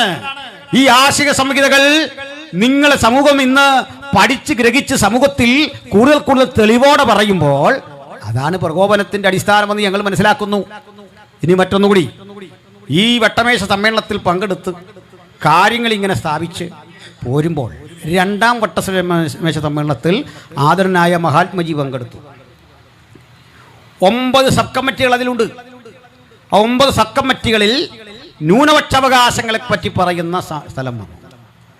അംബേദ്കർ ഇതിനെ പ്രതികരിച്ചെഴുന്നേറ്റപ്പോൾ മഹാത്മജി പറഞ്ഞു, അങ്ങ് എഴുന്നേൽക്കണ്ട, ഞാൻ പറഞ്ഞു, ഞാനാണത് പറയാൻ അർഹൻ. അംബേദ്കർ പറഞ്ഞു, അങ്ങല്ല, ഞാനാണ് അർഹൻ, ഞാൻ അനുഭവസ്ഥനാണ്, അങ്ങ് ഇത് കണ്ടിട്ടല്ല ഉള്ളു, അങ്ങ് ബനിയ വിഭാഗത്തിൽപ്പെട്ടയാളാ, വൈശ്യനാണ് അങ്ങ്. ഈ ബനിയ വിഭാഗം എന്ന് പറഞ്ഞാൽ അത്ര മോശം ആളുകളല്ല. ഈ 2.5% ബനിയ വിഭാഗങ്ങൾ ഇന്ത്യയിലുണ്ട്. ഈ 2.5% വരുന്ന ബനിയ വിഭാഗങ്ങളാണ് ഇന്ത്യയിലെ ആദ്യത്തെ 75 സമ്പന്നര്. അദാനി, അംബാനി, മിത്തല്, എത്ര പേരുടെ പേരിങ്ങനെ കേൾക്കണം. ഇവരാ ഇന്ത്യ ഭരിക്കുന്നത്, അവരുടെ കയ്യിലാണ് ഇന്ത്യ. സമ്പന്നമായൊരു പശ്ചാത്തലമാണ്. ബിർള ഇല്ലേ, ബിർള ഗാന്ധിജിയുടെ സ്വന്തക്കാരനാ. ബിർള മന്ദിർ എന്നൊക്കെ കേട്ടാൽ ഇതെന്താ സംഭവം തന്നെ. ടാറ്റ ബിർള ഗോയങ്ക എന്നൊക്കെ കേട്ടിട്ടില്ലേ? ഇതിൽ ബിർള കൊടുത്ത വീടാത്. അത് പോട്ടെ, ഗാന്ധിജി പറയും, ഞാൻ സാധാരണ മനുഷ്യരോട് ഗ്രാമങ്ങളിൽ ഇടപെട്ട അയിത്തത്തിനെതിരെ പോരാടിയ ആളാണ്. മഹാത്മജി പ്രതികരിച്ചു, അലയോ അംബേദ്കർ പ്രതികരിച്ചു, മഹാത്മജി അങ്ങ് അയിത്തത്തിനെതിരെ പോരാടിയ ഒരു രീതി ഞാൻ കേട്ടിട്ടുണ്ട്. അങ്ങ് സാധുക്കൾ ഒരു ഗ്രാമത്തിൽ ചെന്നു, ചാമർ തിങ്ങി നിൽക്കുന്ന ഗ്രാമത്തിൽ അങ്ങയോടുള്ള സ്നേഹം നിമിത്തം ആളുകൾ അങ്ങേക്ക് കടല കൊണ്ട് കാഴ്ചവെച്ചു, കടല ഭക്ഷിക്കാൻ. ഗാന്ധിജി പറഞ്ഞു, തീർച്ചയായും നിങ്ങൾ തന്ന കടല എനിക്ക് വിലപ്പെട്ടതാണ്, അതെൻ്റെ ശരീരത്തിന് ആരോഗ്യകരമാണ്, ഞാനത് ഭക്ഷിക്കുകയും ചെയ്യും. പക്ഷെ ഇപ്പോഴല്ല, ഇപ്പോൾ ഞാൻ ഈ കടല എൻ്റെ ആടുകൾക്ക് കൊടുക്കും, ആട് തിന്നിട്ട് അതിൻ്റെ പാല് ഞാൻ കുടിക്കും, അപ്പോൾ കടല എൻ്റെ ഉള്ളിലെത്തും. എങ്ങനെയുണ്ട്? എങ്ങനെയുണ്ട്? ആ, മനസ്സിലായോ? അയിത്തത്തിനെതിരെയുള്ള അദ്ദേഹത്തിൻ്റെ ഉജ്ജ്വലമായ പോരാട്ടത്തിൻ്റെ ഒരു വഴിയാണ് ഞാൻ പറഞ്ഞത്. ഇത്രയും വലിയൊരു ബുദ്ധിമാൻ നമ്മൾ കണ്ടിട്ടില്ലെങ്കിൽ അത്ഭുതമുള്ളൂ. പക്ഷെ അദ്ദേഹം വളരെ ലളിതമായി ജീവിക്കുന്ന ഒരാളായിരുന്നു. അതുകൊണ്ട് ആടിൻ്റെ പാലേ കുടിക്കൂ, ആടിൻ്റെ പാലേ കുടിക്കൂ എന്നതുകൊണ്ട് അദ്ദേഹം ജീവിച്ച ഇംഗ്ലണ്ടിലേക്ക്, ഇന്ത്യയിൽ നിന്ന് ഒരാടിനെ കൊണ്ടുപോയി, ഇംഗ്ലണ്ടിലേക്ക് ഒരാടിനെ കൊണ്ടുപോയി അതിൻ്റെ പാലാണ് കുടിക്കുന്നത്. ഇംഗ്ലണ്ടിലെ ആടിനെ കൊണ്ടുപോകാനുള്ള ചിലവൊക്കെ നിങ്ങൾ ഓർത്താൽ മതി. മനസ്സിലായില്ലേ? മാത്രമല്ല, അദ്ദേഹം ഈ ചെറിയ കമ്പാർട്ട്മെൻറ്റിൽ, ജനറൽ കമ്പാർട്ട്മെൻറ്റിലേ ഇരിക്കൂ യാത്ര ചെയ്യുമ്പോൾ. ഈ സിംപ്ലിസിറ്റി കാരണം പോലീസിനാകപ്പാടെ ബുദ്ധിമുട്ടാണ്. കാരണം 10-15 പോലീസ് ഇരുന്നെങ്കിലേ ഇദ്ദേഹത്തിന് സുരക്ഷ വർദ്ധിപ്പിക്കാൻ പറ്റുള്ളൂ. അപ്പുറത്തിരുന്നാൽ സമാധാനത്തിന് പോകാം. മനസ്സിലായില്ലേ? സുരക്ഷ കൊടുക്കണം. അപ്പോൾ ഗാന്ധിജിക്ക് സിമ്പിളായിട്ട് ജീവിക്കാൻ വേണ്ടി നമ്മുടെ പോക്കറ്റിൽ നിന്ന് കാശ് കുറേ ഇറങ്ങി, നികുതിപ്പണവേ കുറേ ഇറങ്ങി. അത് പോട്ടെ, വാദം മൂത്തു. വാദമെല്ലാം മൂത്ത് കഴിഞ്ഞപ്പോൾ സംഗതി വല്ലാതായി, അവസ്ഥ വല്ലാതായി. അവസാനം നടക്കുകയില്ല എന്നായി കഴിഞ്ഞപ്പോൾ അദ്ദേഹം പറഞ്ഞു, മുഴുവൻ പിന്നോക്കരും ദലിതരും ആദിവാസികളും ഹിന്ദുക്കളാണ്. വാദം മൂത്തു. ഒടുക്കം ഇത് തീരുമാനിക്കാനുള്ള അധികാരം അധ്യക്ഷന് വിട്ടുകൊടുത്തിട്ട് സമ്മേളനം അടിച്ചു പിരിഞ്ഞു. അടിയൊന്നുമല്ല, അടിച്ചങ്ങ് പിരിഞ്ഞു. അതിനുമുമ്പ് രസകരമായൊരു കാര്യമുണ്ട്, ചിന്താർഹമായൊരു കാര്യം. 14 ആവശ്യങ്ങൾ ഉന്നയിച്ചു അംബേദ്കർ. അന്ന് അതൊക്കെ പാലിക്കപ്പെട്ടിരുന്നെങ്കിൽ ഈ രാജ്യത്തിന്ന് യാതൊരു വർഗീയതയും ഉണ്ടാവില്ല. സ്വസ്ഥതയോടെ ജീവിക്കാൻ പാകത്തിന് കാഴ്ചപ്പാടുള്ള ബാബാ സാഹേബ് വെച്ച ഐഡിയകൾ മുഴുവൻ നിരാകരിക്കപ്പെട്ടത് എങ്ങനെയാണെന്ന് പറയട്ടെ. ഇത് മുഴുവൻ അധ്യക്ഷനായിരുന്ന റാംസേ മക്ഡൊണാൾഡ് എന്നറിയപ്പെടുന്ന ബ്രിട്ടീഷ് പ്രധാനമന്ത്രി ഏൽപ്പിച്ചു. ആ പ്രമേയത്തിൽ ഒപ്പിടാത്ത ഒരാളേ ഉള്ളൂ, അംബേദ്കർ. തിരിച്ചു പോകുന്നു. അങ്ങനെ 32 സെപ്റ്റംബർ 20 അവിടുന്ന് 1932 വട്ടമേശ സമ്മേളനം കഴിഞ്ഞ് തിരിച്ചു പോരുന്നു. രണ്ടാം വട്ടമേശ സമ്മേളനം 32 ആഗസ്റ്റ് 17 ആകുമ്പോഴേക്കും മക്ഡൊണാൾഡിൻ്റെ വിധി പുറപ്പെടുന്നു. അമ്പരപ്പിക്കുന്ന വിധിയാണ്. ആ വിധി എന്താണെന്ന് അറിയണ്ടേ? അംബേദ്കർ പറഞ്ഞ മുഴുവൻ കാര്യങ്ങളും അംഗീകരിച്ചിരിക്കുന്നു. കമ്മ്യൂണൽ അവാർഡ് എന്നാണ് എൻ്റെ പേര്. ചരിത്രം പഠിച്ചാൽ മതി. Communal award. അങ്ങനെ ബ്രിട്ടീഷുകാർ ചെയ്യാനൊക്കെ ചെയ്തു. പക്ഷെ ഇന്ത്യയിൽ കലാപം പൊട്ടിപ്പുറപ്പെട്ടിട്ട് ആദരനായ മഹാത്മജി പൂനെയിലെ ഇർവാള ജയിലിൽ മരണം വരെ നിരാഹാരം. ഗാന്ധിജി നയിച്ച നിരാഹാരങ്ങളുടെ എണ്ണം 21 നിരാഹാരങ്ങളിൽ മരണം വരെ നിരാഹാരം ഇരിക്കും എന്ന് പറയുന്നത് ഒറ്റ കാര്യത്തിനാണ്. അതെന്താണെന്നറിയണ്ടേ? അതാ രസകരം. ദളിതരും ആദിവാസികളെല്ലാം ഹിന്ദുക്കളാണ്. ഋഗ്വേദം പോയി, മനുസ്മൃതി പോയി, ചാതുവർണ്ണത്തിൽ ഉൾപ്പെടാത്തവരെ കൂടി ചേർത്തുകൊണ്ട് 1935 ഒരു ലിസ്റ്റ് പുറത്തിറങ്ങി. ആ ലിസ്റ്റ് അനുസരിച്ച പട്ടികയിൽപ്പെട്ട ജാതി ST SC എന്ന നിലയിലേക്കൊക്കെ ലിസ്റ്റ് വരുന്നത്. ആ ലിസ്റ്റിന് മുമ്പ് ഈ രാജ്യത്തിലെ ദലിതരോ ആദിവാസികളോ ഹിന്ദുക്കളല്ല. രണ്ടാമത്തെ തെളിവ് ഞാൻ പറയുന്നു. 1911 ബ്രിട്ടീഷ് ഇന്ത്യയിൽ ഒരു സെൻസസ് നടന്നു. 1881 1911 ചില സെൻസസുകൾ നടക്കുന്നുണ്ട്. ആ സെൻസസിൽ, കാസ്റ്റ് തിരിച്ച് നടത്തിയ സെൻസസിൽ ആരാണ് ഈ അൺടച്ചബിൾസ്, അസ്പൃശ്യർ എന്ന് ചോദിക്കുന്ന ചോദ്യത്തിന് സായിപ്പ് കണ്ടെത്തുന്ന ഉത്തരം 10 എണ്ണമാണ്. 1, ബ്രാഹ്മണ്യത്തെ നിഷേധിക്കുന്നവരോ ബ്രാഹ്മണ്യം നിഷേധിച്ചവരോ, അതായത് പുസ്തകത്തിൽ കാണാത്തവർ. 2, വേദങ്ങളുടെ ഒതൻറ്റിസിറ്റി, ആധികാരികത നിരസിച്ചവർ. 3, പശുമാംസം ഭക്ഷിക്കുന്നവർ. 4, ഹിന്ദു ദൈവങ്ങളെ ആരാധിക്കാത്തവർ. വീണ്ടും പശുമാംസം ഭക്ഷിക്കുന്ന ആളുകൾ മാത്രമല്ല, പൊളൂട്ടഡ് ആക്കുന്നവർ, മലിനപ്പെടുത്തുന്നവർ. ഇങ്ങനെ 8-10 നിബന്ധനകൾ കൃത്യമായി രേഖപ്പെടുത്തി വച്ചു. ഇങ്ങനെയാണ് ഈ പൊളൂട്ടഡ് കമ്മ്യൂണിറ്റിയെ കണ്ടുപിടിക്കുന്നത്. അതാണ് കാര്യങ്ങളുടെ കിടപ്പ്. എന്തിനാണ് ഇത്രയും ബോധ്യപ്പെടുത്തിയത്? ഇവരൊന്നും ഒരിക്കലും ധരിച്ചില്ല ഞങ്ങൾ ഹിന്ദുക്കളാണെന്ന്. അവരെ ആരാണ് ഇതാക്കിയത്? എല്ലാം പോകട്ടെ. ഇനിയിപ്പോൾ വന്ദനാ ഫ്രാൻസിസും പ്രീതി മേരിയും എന്ന് ഇവരെ മതം മാറ്റുകയല്ല. മതം മാറ്റാൻ അവർ മതത്തിൻ്റെ ഭാഗമല്ല. 32 നടന്ന പൂന പാട്ടില്ലേ, ആ സെപ്റ്റംബർ 24 പൂന പാട്ട്, അവിടെ മുതൽ ഇങ്ങോട്ട് എടുത്തെങ്കിൽ ആ കണക്കനുസരിച്ച് മാത്രമേ ഈ ലിസ്റ്റ് ഇത്ര വിശാലമാക്കിക്കൊണ്ട് ഒരു ഭൂരിപക്ഷ ജനത എന്ന നിലയിലേക്ക് ഇന്നത്തെ നമ്മുടെ ഹൈന്ദവ ലോകം വളർന്നത്. തത്വം വെച്ച് പറഞ്ഞാൽ മുസ്ലിങ്ങളെ പോലെ ക്രൈസ്തവരെ പോലെ ഒരു ന്യൂനപക്ഷത്തിൻ്റെ പേരാ ഹിന്ദുയിസം. അതെന്താ അങ്ങനെ പറയാൻ കാരണം? ഈ 4 ജാതി ആകുള്ളൂ, അതുകൊണ്ടാണ്.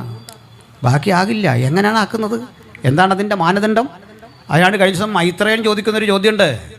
മൈത്രേയൻ ചോദിക്കുന്നൊരു ചോദ്യം, ഒരു മുസ്ലിമിന് തോന്നുക എനിക്ക് ഹിന്ദു ആകണം, കർമ്മം നടത്തി അങ്ങോട്ട് വന്നാൽ നിങ്ങൾ എന്നെ ആരാണ് ആക്കുന്നത് പറ? ബ്രാഹ്മണാക്കോ, ക്ഷത്രിയനാക്കോ, വൈശ്യനാക്കോ, ശൂദ്രനാക്കോ പറ? ഒരു ക്രിസ്ത്യാനിക്ക് തിരിച്ചിങ്ങനെ ആകണം, ഒരു യഹൂദന് ഹിന്ദു ആകണം, നിങ്ങൾ ആരെയാണ് ആക്കുന്നത്? ചാതുർവർണ്ണ്യം ഒഴിവാക്കിക്കൊണ്ടൊരു സനാതനധർമ്മം പറ്റുമോ? പറ്റുമെങ്കിൽ അതിൻ്റെ കാരണം എന്താണ്? ഈ ചോദ്യങ്ങൾക്ക് ഉത്തരമില്ല. ഇനി അതെല്ലാം പോയിക്കൊള്ളട്ടെ. ആനുകാലികമായ ഭക്തിയുടെയും പരിവർത്തനത്തിൻ്റെ ഒക്കെ തലത്തിൽ ഞാനതിനെ വിടുന്നു. കാരണം സാംസ്കാരിക പരിവർത്തനങ്ങളിലൂടെ, നവോത്ഥാനങ്ങളിലൂടെ ഇത്തരം പ്രശ്നങ്ങളെയൊക്കെ ചോദ്യം ചെയ്ത കേരളം വളർന്നേ. മറുവശത്ത് ഞങ്ങളെന്താണ് ഈ രാജ്യത്ത് ചെയ്തത് എന്ന് പറയാം.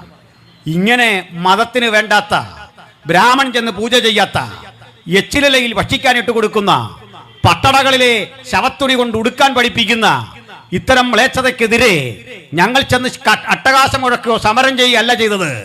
ഈ നാടുകളിൽ ചെന്ന് ആളുകളെ പെറുക്കിയെടുത്തു. അത്തരം ആളുകളോട് ഞങ്ങൾ ചെന്ന് ഞങ്ങൾക്ക് പറയാൻ ഒരു സുവിശേഷമുണ്ടായിരുന്നു.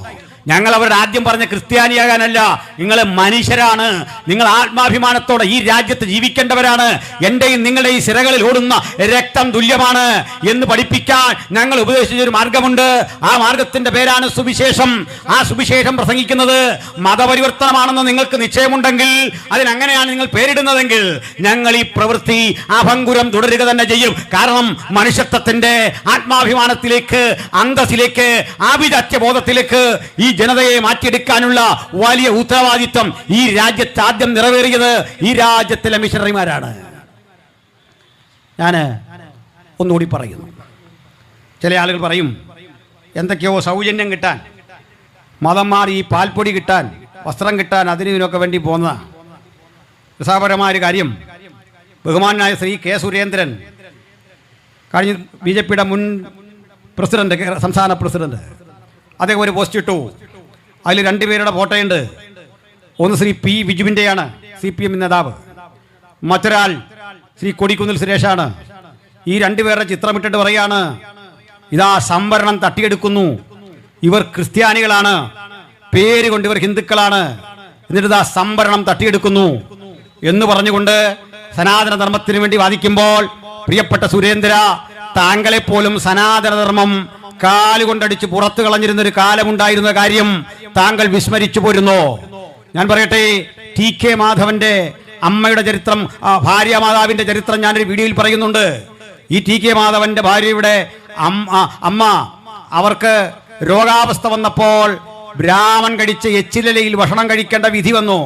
ഈ എച്ചിലയിൽ ഭക്ഷിക്കാൻ വിധിക്കപ്പെട്ട അവസ്ഥയിൽ നിന്ന് മാന്യമായ ആഹാരം ഹോട്ടലിൽ കയറി കഴിക്കാൻ, അതിനി ബീഫാണോ അല്ലയോ ഒന്നും എനിക്കറിയില്ല, ഇത്ര അന്തസാർന്ന ആഹാരം കഴിക്കത്തക്ക വിധത്തിൽ അങ്ങേക്ക് ആഭിജാത്യം വളർത്തി തന്ന ആരാ?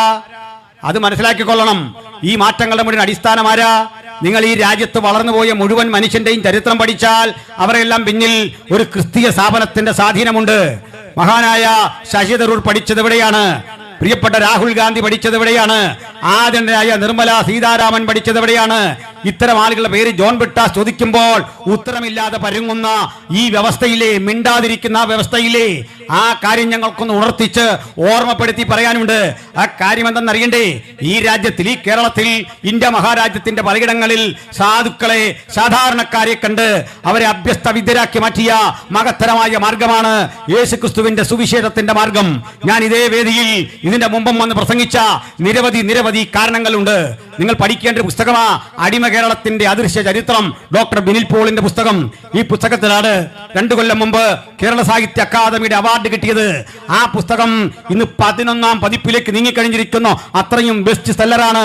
ശ്രീ ബിനിൽ പോൾ കൃത്യമായി ഈ രാജ്യത്ത് നടന്ന വിവേചനങ്ങളെ, അടിമത്തത്തിന്റെ ചരിത്രം കൃത്യമായ വിധത്തിൽ രേഖപ്പെടുത്തി വെക്കുന്നുണ്ട്. പ്രിയപ്പെട്ടവരെ, മല്ലപ്പള്ളി ചന്തയിൽ ഒരടിമയുടെ വില 21 രൂപയായിരുന്നപ്പോൾ ചങ്ങനാശ്ശേരി ചന്തയിൽ ഒരടിമയുടെ വില ഇതുപോലെ 3 രൂപ മാത്രമായിരുന്നു. 3 രൂപ മാത്രം വിലയുള്ള ചങ്ങനാശ്ശേരി ചന്തയിൽ നിന്ന് 21 രൂപ കിട്ടുന്ന ഇടത്തിലേക്ക് കന്നുകാലികളെ കൊണ്ടുപോകും പോലെ ആളുകളെ ചാട്ടക്കടിച്ച് കൊണ്ടുവന്ന് തെരുവിലിട്ട് വിൽക്കുന്ന കാഴ്ച കണ്ടപ്പോൾ പള്ളം കേന്ദ്രമാക്കി പ്രവർത്തിച്ച ഹെൻറി ബക്കർ ജൂനിയർ എന്ന സായിപ്പ് നിരവധി അടിമകൾക്ക് 21-30 രൂപയൊക്കെ കൊടുത്ത് വില കൊടുത്തു വാങ്ങി അവരെ സ്വതന്ത്രരായി പുറത്തുവിടുമ്പോൾ നിങ്ങൾ ഇതിനെ പണം കൊടുത്തുള്ള മതപരിവർത്തനം എന്ന് പറയുമെങ്കിൽ, ഇത്തരം ഒരു പരിഗണന ഒരാൾ അർഹിക്കുന്നുണ്ടെങ്കിൽ നിങ്ങൾ ചരിത്രം പഠിക്കുക. അടിമകളെ വിലക്ക് വാങ്ങി ഫ്രീ ആക്കി വിട്ടയക്കാൻ അവരെ പ്രേരിപ്പിച്ച ധാർമ്മികമായ ആ സംഹിതയുടെ പേരാണ് വിശുദ്ധ ബൈബിൾ. 1-2 പേരല്ല, ആയിരക്കണക്കിന് ആളുകൾ അടിമത്തത്തിന്റെ ഇത്തരം ചങ്ങലകളെ പൊട്ടിച്ചെറിഞ്ഞുകൊണ്ട് അവർ സാംശീകരിച്ചെടുത്ത സുവിശേഷത്തിന്റെ മഹത്തര സത്യം ഈ രാജ്യത്തോട് ഘോഷിക്കാനുള്ള ഞങ്ങളുടെ ആർജവം എവിടെയും പണയം വെക്കാതെ ഛത്തീസ്ഗഡിലോ അതല്ലെങ്കിൽ രാജസ്ഥാനിലോ ഉത്തർപ്രദേശിലോ ഈ ഇന്ത്യൻ ഭൂമികയുടെ ഏതെങ്കിലും പ്രദേശത്ത് ഇത്തരത്തിലുള്ള പ്രവണതകൾ കാണുമ്പോൾ താത്തുവെക്കാനുള്ളതല്ല ഞങ്ങളുടെ വിശ്വാസം. നിലച്ച് ഏതെങ്കിലും തരത്തിൽ പിന്തിരിഞ്ഞോടാനുള്ളതല്ല ഞങ്ങളുടെ ആത്മാർത്ഥത എന്നുള്ള കാര്യം മാത്രം പറയാനാണ് ഞങ്ങളിവിടെ വന്നിട്ടുള്ളത്. അതുകൊണ്ടാണ് ജനങ്ങളെ ബുദ്ധിമുട്ടിക്കുന്ന പ്രകടനം ഞങ്ങൾ നടത്താറില്ല. നിങ്ങൾ ആലോചിച്ച് നോക്കണം. ഇവിടെ പറയുമ്പോൾ തന്നെ പറയുന്നത് 3-4 തരം നിയമങ്ങൾക്ക് വിധേയമായിട്ടാണ് മതസമ്മേളനങ്ങൾക്ക് അനുമതി. ഞാൻ പറഞ്ഞു അത് പബ്ലിക് ഓർഡറിനെ ബാധിക്കരുത്. ഞാൻ പറഞ്ഞു മതപരമായ സമ്മേളനങ്ങളും പ്രസംഗങ്ങളും പബ്ലിക് മൊറാലിറ്റിയെ ബാധിക്കരുത്. മതപരമായ സമ്മേളനങ്ങളും കൂട്ടങ്ങളും പബ്ലിക് ഹെൽത്തിനെ ബാധിക്കരുത്. ഞങ്ങൾ ഈ രാജ്യത്തിലെ റോഡുകൾ കയ്യേറി ഒരു പൊതുയോഗം നടത്തിയതിന്റെ ഏതെങ്കിലും തെളിവ് കാണിക്കാമോ? ഞങ്ങൾ ഏതെങ്കിലും സ്ഥലത്ത് മാലിന്യമുണ്ടാക്കിയ തെളിവുകൾ കാണിക്കാമോ? അന്തസ്സോടെ ചിട്ടയോടെയാണ് ഇത്തരം യോഗങ്ങൾ ഞങ്ങൾ സംഘടിപ്പിക്കുന്നതെങ്കിൽ നോക്കണം. ചിലർ പറയുന്നു ഞങ്ങൾക്ക് ബഹളമേറെയാണ്, ഞങ്ങൾക്ക് ശബ്ദമേറെയാണ്. പൊന്നു സ്നേഹിത, ഞങ്ങളാണോ ഏറ്റവും അധികം ശബ്ദമുണ്ടാക്കുന്നത്? ഞാൻ എരുമേലി സ്വദേശിയാണ്. മണ്ഡല മകളവിലക്ക് കാലത്ത് 2-3 മാസങ്ങൾ ജാതി മത ഭേദമന്യേ ചണ്ടയും വാദ്യവും അരങ്ങുകളും 24 മണിക്കൂറും കേട്ട് അതിന്റെ മധ്യേ ജനിച്ചു വളർന്ന ആളാണ് ഞാൻ. എനിക്ക് അസഹിഷ്ണുത തോന്നിയിട്ടില്ല. അതെന്റെ പ്രിയപ്പെട്ട സഹോദരങ്ങളുടെ ആരാധന ഭാഗമെന്ന് കരുതി ഞങ്ങൾ അതിനെ ബഹുമാനിച്ചിട്ടേ ഉള്ളൂ. പക്ഷെ 9:30 മണിയോടുകൂടി, രാത്രി 9:30 മണിയോടുകൂടി അവസാനിക്കുന്ന സാധാരണ പൊതുയോഗങ്ങളും ഉച്ചയ്ക്കാണെങ്കിൽ 1 മണിക്ക് മുമ്പ് അവസാനിക്കുന്ന സാധാരണ മീറ്റിങ്ങുകളും ഞങ്ങളുടെ സ്വകാര്യകളിൽ നിന്ന് പ്രാർത്ഥിക്കുന്ന പ്രാർത്ഥനകൾക്ക് ശബ്ദമുണ്ടെന്ന് നിങ്ങൾ സമ്മതിക്കുന്നു. എന്നാൽ അതിനെ പബ്ലിക് ന്യൂസൻസിൽ പെടുത്തി ഞങ്ങൾ ഇത്തരത്തിലാണെന്ന് പറയുന്ന ഓർക്കുക. ഞങ്ങൾ വഴിയടച്ച് പെരുവഴികൾ മുഴുവൻ പിടിച്ചെടുത്ത് പൊങ്കാലയുണ്ടാക്കി ആ പുകയും പടലങ്ങൾ മുഴുവൻ അന്തരീക്ഷത്തെ ഈ വിധത്തിൽ മലിനീകരിക്കുമ്പോൾ ഏതെങ്കിലും തരത്തിൽ പ്രതികരിച്ച് കണ്ടിട്ടുണ്ടോ? റോഡുകൾ കുഴിച്ച് കമാനങ്ങൾ ഉണ്ടാക്കി പൊതുവഴിയിൽ പോകുന്ന വാഹനങ്ങൾ തടഞ്ഞു നിർത്തി നിർബന്ധിത പിരിവുകൾ വാങ്ങി നോക്കണം. ഇത്യാദി കാര്യങ്ങൾ അടിച്ചേൽപ്പിക്കുമ്പോൾ ഞങ്ങൾ ഈ രാജ്യത്തൊരാളെയും ദ്രോഹിക്കാൻ പോയിട്ടില്ല, ഒരു തരത്തിലും ആക്രമിക്കാൻ പോയിട്ടില്ല, ഒരു തരം പ്രയാസ പ്രതിസന്ധികളും സൃഷ്ടിക്കാൻ പോയിട്ടില്ല. മറിച്ച് സമാധാനപൂർണമായി ഈ രാജ്യത്ത് ജീവിച്ച് ഭരണഘടനാ നിബദ്ധമായ ഉത്തരവാദിത്തങ്ങൾ നിറവേറുന്ന ഒരു സമൂഹം എന്ന നിലയിൽ മാത്രമാണ് ഇവിടെ വർത്തിച്ചിട്ടുള്ളത് എന്ന കാര്യം പറയാൻ ഞങ്ങൾ അമാന്തിക്കുന്നില്ല. സുവിശേഷം ഈ രാജ്യത്തിലേക്ക് വന്നെന്ത് ചെയ്തു? ഞാൻ പറഞ്ഞു, സതിയുടെ നിരോധനം. ഇത് ബ്രിട്ടീഷുകാർ ചെയ്തല്ല, ബ്രിട്ടീഷുകാർക്കൊപ്പം വന്ന മിഷണറിമാർ. നിങ്ങൾക്കറിയണ്ടേ, ബ്രിട്ടീഷുകാരെയും ഈ രാജ്യത്തിലേക്ക് വന്ന മിഷണറിമാരെയും നിങ്ങൾ രണ്ടായി കണ്ടുപിടിക്കണം ചരിത്രം. ബ്രിട്ടീഷുകാർ കൊള്ളയിടാൻ വന്നപ്പോൾ ഹെൻറി ബേക്കറെ പോലെ, ബഹുമാനായ ഹെർമൻ ഗുണ്ടറ്റിനെ പോലെ, ആദരണീയനായ നമ്മളെ വില്യം ഗേരിയെ പോലെ നൂറുകണക്കിന് സുവിശേഷകർ ഈ രാജ്യത്തിലേക്ക് ഇംഗ്ലണ്ടിലും സ്കോട്ട്ലാൻഡിലും ഒക്കെ തങ്ങൾക്കുണ്ടായിരുന്ന സ്വത്തും സൗകര്യങ്ങളൊക്കെ വിറ്റ് കിട്ടിയ പണം കൊണ്ട് ഇന്ത്യയിൽ വന്ന് കഷ്ടപ്പെട്ട് ഇവിടെ പ്രവർത്തിച്ച് ഇവിടെ തന്നെ മരിച്ചടങ്ങിയവരാണ്. അവരൊരു തുണ്ട് ഭൂമിയും കൊണ്ടുപോയില്ല, ഇവിടുന്ന് ഒരു നാണയവും കൊണ്ടുപോയില്ല. അവരുടെ കഴിവും പ്രാപ്തിയും ഈ രാജ്യത്തിന്റെ ഗുണഗണങ്ങൾക്ക് വേണ്ടി ഉപയോഗിച്ച ചരിത്രമാണ് നമുക്ക് കാണാനായിട്ട് സാധിക്കുന്നത്. ഹെൻറി ബെക്കർ വന്നിരുന്നില്ലെങ്കിൽ ഇത്തരം ഒരു തൊടുപുഴയുടെ ചരിത്രം മറ്റൊന്നായി തീരുമായിരുന്നു. പള്ളത്ത് ഹെൻറി ബെക്കർ ജൂനിയർ വന്നിരുന്നില്ലെങ്കിൽ കോട്ടയം പോലൊരു സിറ്റി, ആ സിറ്റി നോക്കിക്കൊണ്ട് നമ്മൾ ഇന്ന് ബേക്കർ ജംഗ്ഷൻ എന്നൊക്കെ പറയുമല്ലോ. ഈ രാജ്യത്തിന്റെ നിർമ്മിതിയിൽ ഞങ്ങൾ വഹിച്ച പങ്ക് എന്തെന്ന് ഇനിയും പറഞ്ഞു തരണമോ? ഇവിടെ ശശികല ടീച്ചറും മറ്റും ബഹുമാനപ്പെട്ട മദർ തെരേസയെ ആക്ഷേപിച്ചുകൊണ്ട് മതപരിവർത്തനം നടത്തുന്ന ഒരു സ്ത്രീ എന്ന് പറയുമ്പോൾ നിങ്ങൾ ഒരിക്കലെങ്കിലും ഈ സ്ഥാപനം ഒന്ന് സന്ദർശിക്കണം. വേണ്ട, അവിടെ വരെ പോകാൻ നിങ്ങൾക്ക് മടിയുണ്ടെങ്കിൽ കത്തോലിക്ക സഹോദരങ്ങൾ കണ്ണൂരിൽ കന്റോൺമെന്റിന് അടുത്ത് നടത്തുന്ന ഒരു സ്ഥാപനം, മദർ തെരേസയുടെ ഒരു ബ്രാഞ്ച്, ഒരു ശാഖ പ്രവർത്തിക്കുന്നുണ്ട്. എൻ്റെ മാസ്റ്റർ ഡിഗ്രി പഠനവുമായി MSW പഠനവുമായി ബന്ധപ്പെട്ട് ഗവേഷണാർത്ഥം ഞാൻ ഈ സ്ഥലത്തേക്ക് ചെല്ലുമ്പോൾ അവരുടെ പുരോഹിതൻ 28-29 വയസ്സ് മാത്രം പ്രായമുള്ള ഒരു പുരോഹിതൻ വന്ന് എന്നെ കൈക്കൊണ്ടു. അതിനകത്തേക്ക് കയറി നോക്കണം.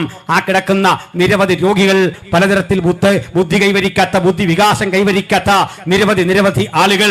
അവരരികിലേക്ക് ചെന്നിട്ട് അവരെ തലോടുന്നു, അവരുടെ മുറിവ് കഴുകി കിട്ടുന്നു.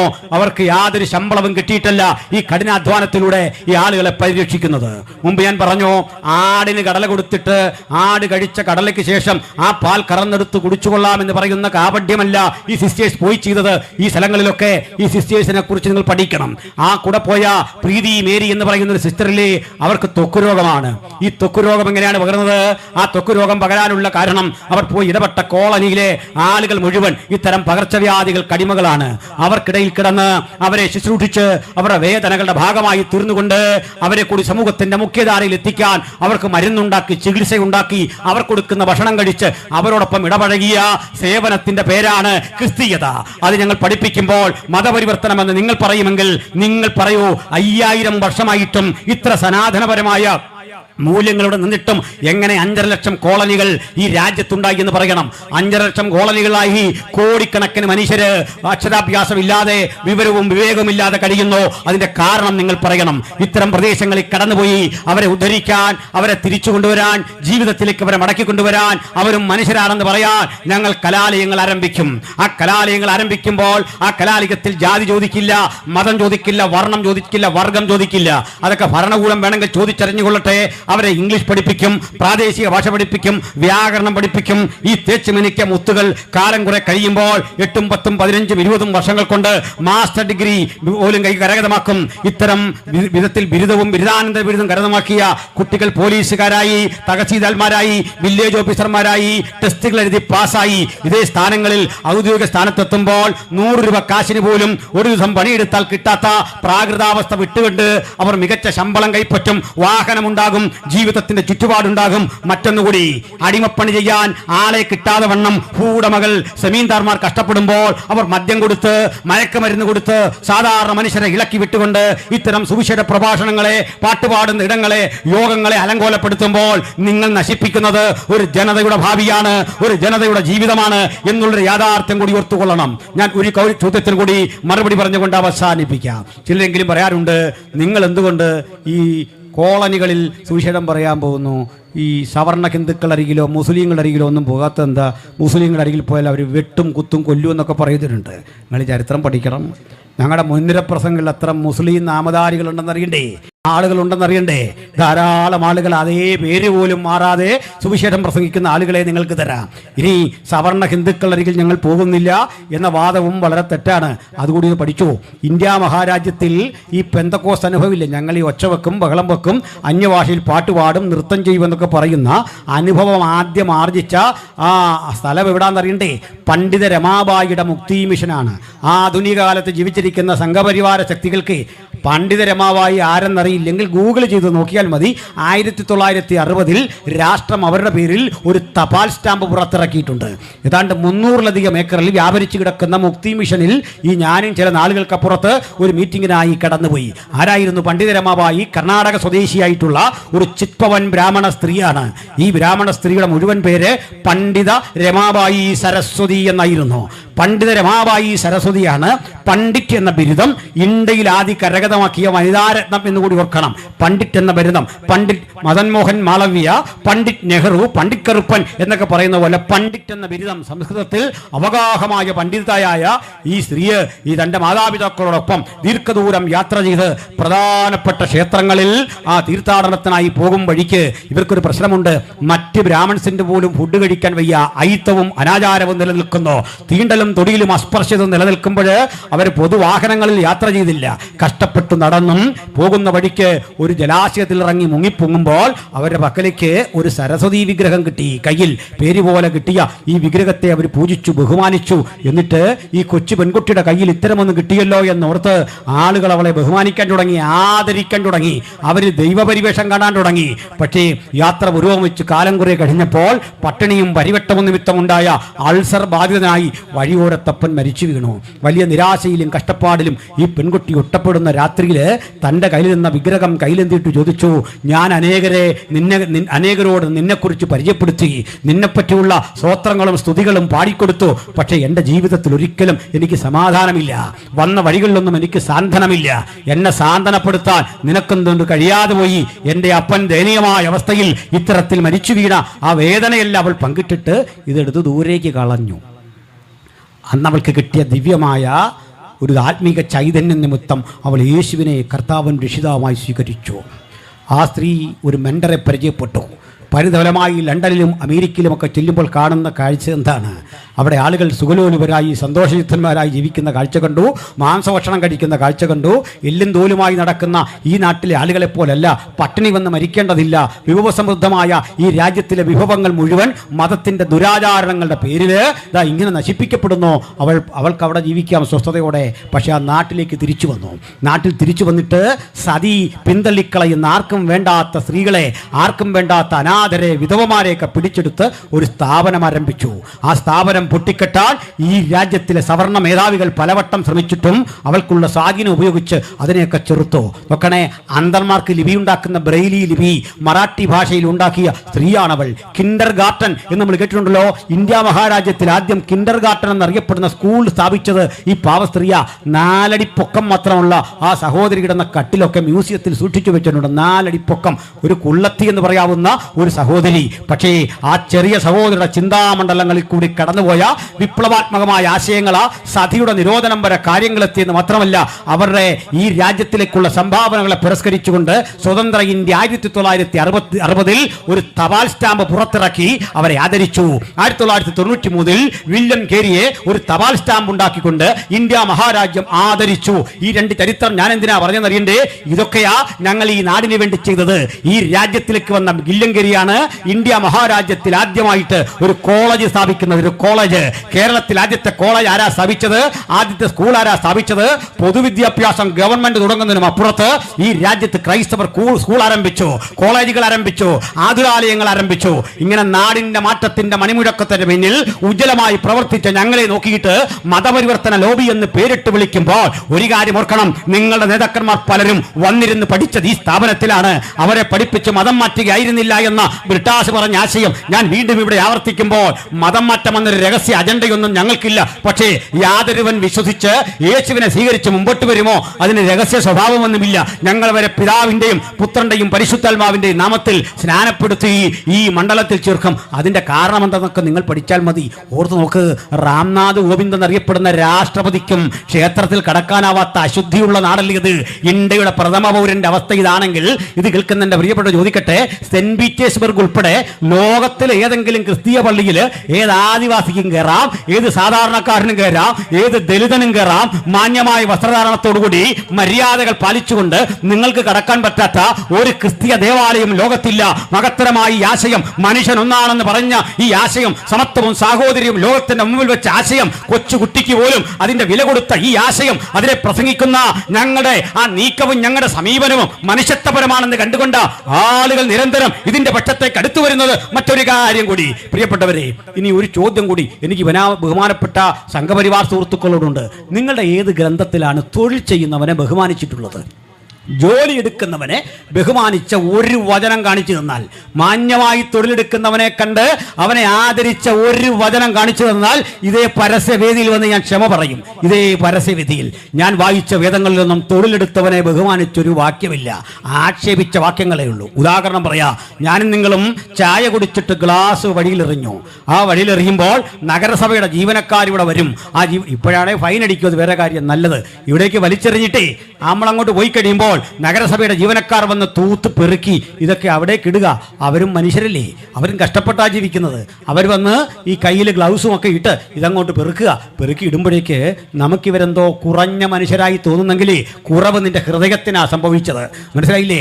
ഇങ്ങനെ പേപ്പറും മാലിന്യവും ഇട്ട് നാടിനെ അശുദ്ധനാക്കുന്നവൻ സാറാണെന്ന്, അവൻ മാന്യനാണെന്ന് നോക്കണം. നാടിനെ അശുദ്ധമാക്കുന്നവൻ മാന്യനും അശുദ്ധി പെറുക്കിക്കളയുന്നവൻ തോട്ടി എന്ന് വിളിച്ച മോശപ്പെട്ട സംസ്കാരമല്ലേ സനാതനം പഠിപ്പിച്ചത്?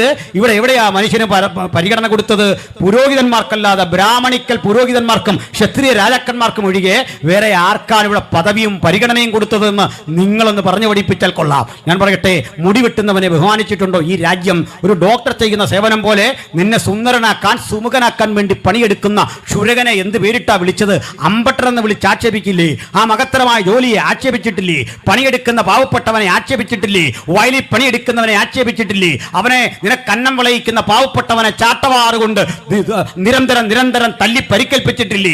അന്നം വിളയിക്കുന്ന പാവപ്പെട്ടവനെ, പണിയെടുക്കുന്നവനെ, റോഡരികിൽ കഷ്ടപ്പെടുന്നവനെ നിർദാക്ഷിണ്യം കൊലപ്പെടുത്തിയ ക്രൂരതയുടെ പേരല്ലേ സനാതനം? ഇത്തരം സനാതനങ്ങളെ മുഴുവൻ കടപുഴകിക്കൊണ്ട് ഞങ്ങൾ മഹത്തരമായ ഒരു ആശയം പറയും. ലോകത്തിന്റെ ചരിത്രത്തിൽ പണിയെടുത്തവനെ, മുക്കുവ തൊഴിലാളിയെ, കഷ്ടപ്പെടുന്നവനെ, അധ്വാനിക്കുന്നവനെ സ്വന്തം ജീവിതത്തിലോട് ചേർത്ത് നിർത്തി മാറോറണച്ച മഹത്തര പ്രത്യയശാസ്ത്രത്തിന്റെ പേരാ സുവിശേഷം. ഗലീലിയ കടൽക്കരയിൽ തിരസ്കരിക്കപ്പെട്ട മത്സ്യബന്ധന തൊഴിലാളികളെ, പാവപ്പെട്ട മനുഷ്യരെ സ്വന്തം ജീവിതത്തോട് ചേർത്ത് പിടിക്കുമ്പോൾ കാണികൾ പറയുന്നുണ്ടേ, അങ്ങേക്ക് പ്രസിദ്ധനാകണമെന്നുണ്ടെങ്കിൽ യെരുശലേമിൽ പോയാൽ കൂടെ സമ്പൽ സമൃദ്ധമായ യെരുശലേമിൽ ചെന്നാൽ ആയിരങ്ങൾ നിന്റെ പിന്നിൽ അണിനിരക്കുമെന്ന് ആളുകൾ പറഞ്ഞിട്ടും അതൊന്നും കേൾക്കാൻ താല്പര്യം കാണിക്കാത്ത എന്റെ ഗുരു ഗലീലിയ എന്നറിയപ്പെടുന്ന അപരിഷ്കൃതമായ ഒരു ഗ്രാമത്തിലെ ഒരു കടലോരത്ത് നിന്നോട്ട് വിളിച്ചു പറഞ്ഞ വാക്കുകൾ ഇന്നും സുവർണ ലിപികളിൽ ചരിത്രം രേഖപ്പെടുത്തിയിട്ടുണ്ട്.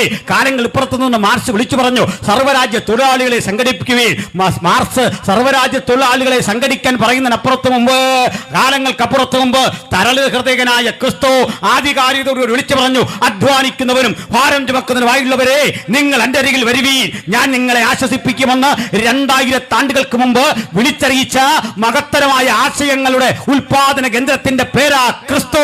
ഈ ക്രിസ്തുവിനെ ഞങ്ങൾ അഭിമാന പുരസരമാണ് പ്രസംഗിക്കുന്നത്. ശബ്ദം താഴ്ത്തി യേശുവിനെ കുറിച്ച് പ്രസംഗിക്കേണ്ട ഗതികേട് ഞങ്ങൾക്കുണ്ടായിട്ടില്ല. ഏതെങ്കിലും ധാർമ്മികതയുടെ അളവുകൾ കൊണ്ട് ഈ രാജ്യത്തിലെ സനാതന ധർമ്മമോ ലോകമതത്തിലെ ഏതെങ്കിലും സംസ്കാരമോ ധന്യനായ യേശു ക്രിസ്തുവിനെയും അവിടുത്തെ പവിത്രതയെ അളക്കാൻ മുമ്പോട്ട് വരുമെങ്കിൽ ഞങ്ങൾ പറയും, അവന്റെ നിസ്തുല്യതയ്ക്ക് മുമ്പിൽ, ആധികാരികതയ്ക്ക് മുമ്പിൽ, മാനവ സ്നേഹത്തിന് മുമ്പിൽ, സമത്വത്തിന് മുമ്പിൽ, സാഹോദര്യത്തിന് മുമ്പിൽ അവൻ ഉയർത്തിയ 2000 ആണ്ടുകൾക്കപ്പുറത്തുള്ള ആശയ ലോകത്തിന്റെ മുമ്പിൽ നേരെ പിടിച്ചു നിൽക്കാൻ കെൽപ്പുള്ള ഒരു ഋഷിവര്യനെയും ഇന്ത്യ മഹാരാജ്യം കണ്ടിട്ടില്ല, ലോകം കണ്ടിട്ടില്ല. അതുകൊണ്ട് പ്രസംഗിക്കാൻ കൊള്ളാവുന്ന, അനുഗമിക്കാൻ കൊള്ളാവുന്ന, ഉജ്ജ്വലനായ, ആത്യന്തികനായ ഈ ദൈവപുത്രനെ നിങ്ങളുടെ മുമ്പിൽ ഒരിക്കൽ കൂടി ഉയർത്തി കട്ടിക്കൊണ്ട് പകരം മരണം വിധിച്ചാലും ജയിൽ വിധിച്ചാലും തടവറ വിധിച്ചാലും കയ്യാമം വിധിച്ചാലും യേശു ഉലകത്തിന്റെ രക്ഷകൻ എന്ന് പ്രസംഗിക്കാനുള്ള ഞങ്ങളുടെ സ്വാതന്ത്ര്യം ഒരിക്കൽ കൂടി അരക്കെട്ടുറപ്പിച്ച് പ്രഖ്യാപിച്ചുകൊണ്ട് ആവർത്തിക്കുന്നു. മറ്റൊരുത്തരിലും രക്ഷയില്ല. നാം രക്ഷിക്കപ്പെടുവാൻ ആകാശത്തിന് കീഴിൽ മനുഷ്യരുടെ ഇടയിൽ നൽകപ്പെട്ട ഏക നാമം യേശുക്രിസ്തുവിന്റെ നാമമാണ്. നോക്കണം, സകല മനുഷ്യർക്കും തൻ്റെ ജീവിതത്തിലേക്ക് സ്വാന്തനത്തിന്റെ കരം നീട്ടിയവനാണ് യേശു. ഞാൻ ഒറ്റ ചിന്ത കൂടി പറയുന്നത്, എൻ്റെ ജോലി അതാണല്ലോ. കേൾക്കണം, നിങ്ങൾ യേശുവിൻ്റെ ജീവചരിത്രം പഠിക്കണം. ആ ജീവചരിത്രത്തിൽ മത്തായിയുടെ സുവിശേഷം എന്നൊന്നുണ്ട്. തലമുറകളുടെ കണക്ക് അവിടെയുണ്ട്. ആ തലമുറയുടെ കണക്കിൽ 4 സ്ത്രീകളുടെ പേരുണ്ട്. ബാക്കിയൊക്കെ പുരുഷന്മാരുടെ പേരാ. അവിടെ പറയുന്ന 4 സ്ത്രീകളുടെ പേരിൽ ഒരാൾ താമാറാണ്, താമാർ. ഇനിയും ഒരാൾ ഊരിയാവിൻ്റെ ഭാര്യ, ഇനിയും ഒരാൾ രാഹാവ് എന്ന വേശ്യ, ഇനിയും ഒരാൾ രൂത്ത്. ഈ സ്ത്രീകളുടെ ഒന്നും ചരിത്രം അത്ര നല്ല ചരിത്രമല്ല. ആ ചരിത്രത്തിൽ വലിയ കളങ്കങ്ങളുണ്ട്. താമാറിൻ്റെ ചരിത്രം നല്ല ചരിത്രമല്ല. രൂത്തിൻ്റെ പാരമ്പര്യം നല്ല പാരമ്പര്യമല്ല. രാഹാബിൻ്റെ പശ്ചാത്തലം ശ്രേഷ്ഠകരമായതല്ല. ശ്രേഷ്ഠ പശ്ചാത്തലമുള്ള സാറയുണ്ട്, റിബേക്കയുണ്ട്, കുലമഹിമയ്ക്ക് പേരുകെട്ട മഹത്തരങ്ങളായ സ്ത്രീരത്നങ്ങളുണ്ട്. അവരുടെ പേര് മുഴുവൻ മാറ്റി പരിശുദ്ധാത്മാവ് തിരഞ്ഞെടുത്തത് യേശുവിൻ്റെ മുത്തശ്ശിമാരുടെ ഗണത്തിൽ ഇത്തരം സ്ത്രീകളെ അണിനിരത്തിയിട്ട് വിളിച്ചു പറയും, ഇവർ കൂടിയാ എൻ്റെ മുത്തശ്ശിമാർ. എന്താ കാരണമെന്നറിയണ്ടേ? ഇവരെൻ്റെ മുത്തശ്ശിയാണെന്ന് പറയുമ്പോൾ ഇവരുടെ അവഗണനയോ പ്രതിസന്ധികളോ നിമിത്തം യേശു ചെറുതാകെയല്ല. ഒളിച്ചു വെക്കുന്ന ചരിത്രമല്ലിത്. മറിച്ച് ഈ തലമുറയിൽ യേശു വിടർന്നപ്പോൾ യേശുവിൻ്റെ രക്തത്തിനൊരു റിവേഴ്സ് പവറുണ്ട്.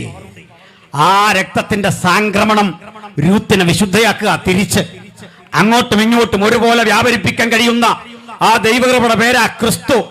അങ്ങനെ അശുദ്ധരെന്ന് ലോകം വിധിയെഴുതിയ ഈ സ്ത്രീകളും എൻ്റെ മുതുമുത്തശ്ശിമാരാണെന്ന് അഭിമാന പുരസരം പറഞ്ഞുകൊണ്ടേ അവഗണിക്കപ്പെട്ടവന്, പാർശ്വവൽകൃതന്, പ്രാന്തവൽക്കരിക്കപ്പെട്ടവന്, അരികുവൽക്കരിക്കപ്പെട്ടവന്, സമൂഹത്തിന്റെ എല്ലാ തുറകളിലും നിരാകരിക്കപ്പെട്ടവന്, എന്തിന് 30 വെള്ളിക്കാശിന് ഒറ്റിക്കൊടുത്ത യൂദയ്ക്ക് പോലും സാന്ത്വനം വാഗ്ദാനം ചെയ്ത മഹത്തരമായ സമാധാനത്തിന്റെ ചിന്തയാണ് യേശുക്രിസ്തുവിന്റെ സുവിശേഷം. ചുരുക്കത്തിൽ, എതിർക്കാൻ വരുന്നവനെ വാളുകൊണ്ട് വെട്ടുന്ന മാർഗമല്ലിത്, ബോംബെറിയുന്ന മാർഗമല്ലിത്, ആക്രമിക്കുന്ന മാർഗമല്ലിത്.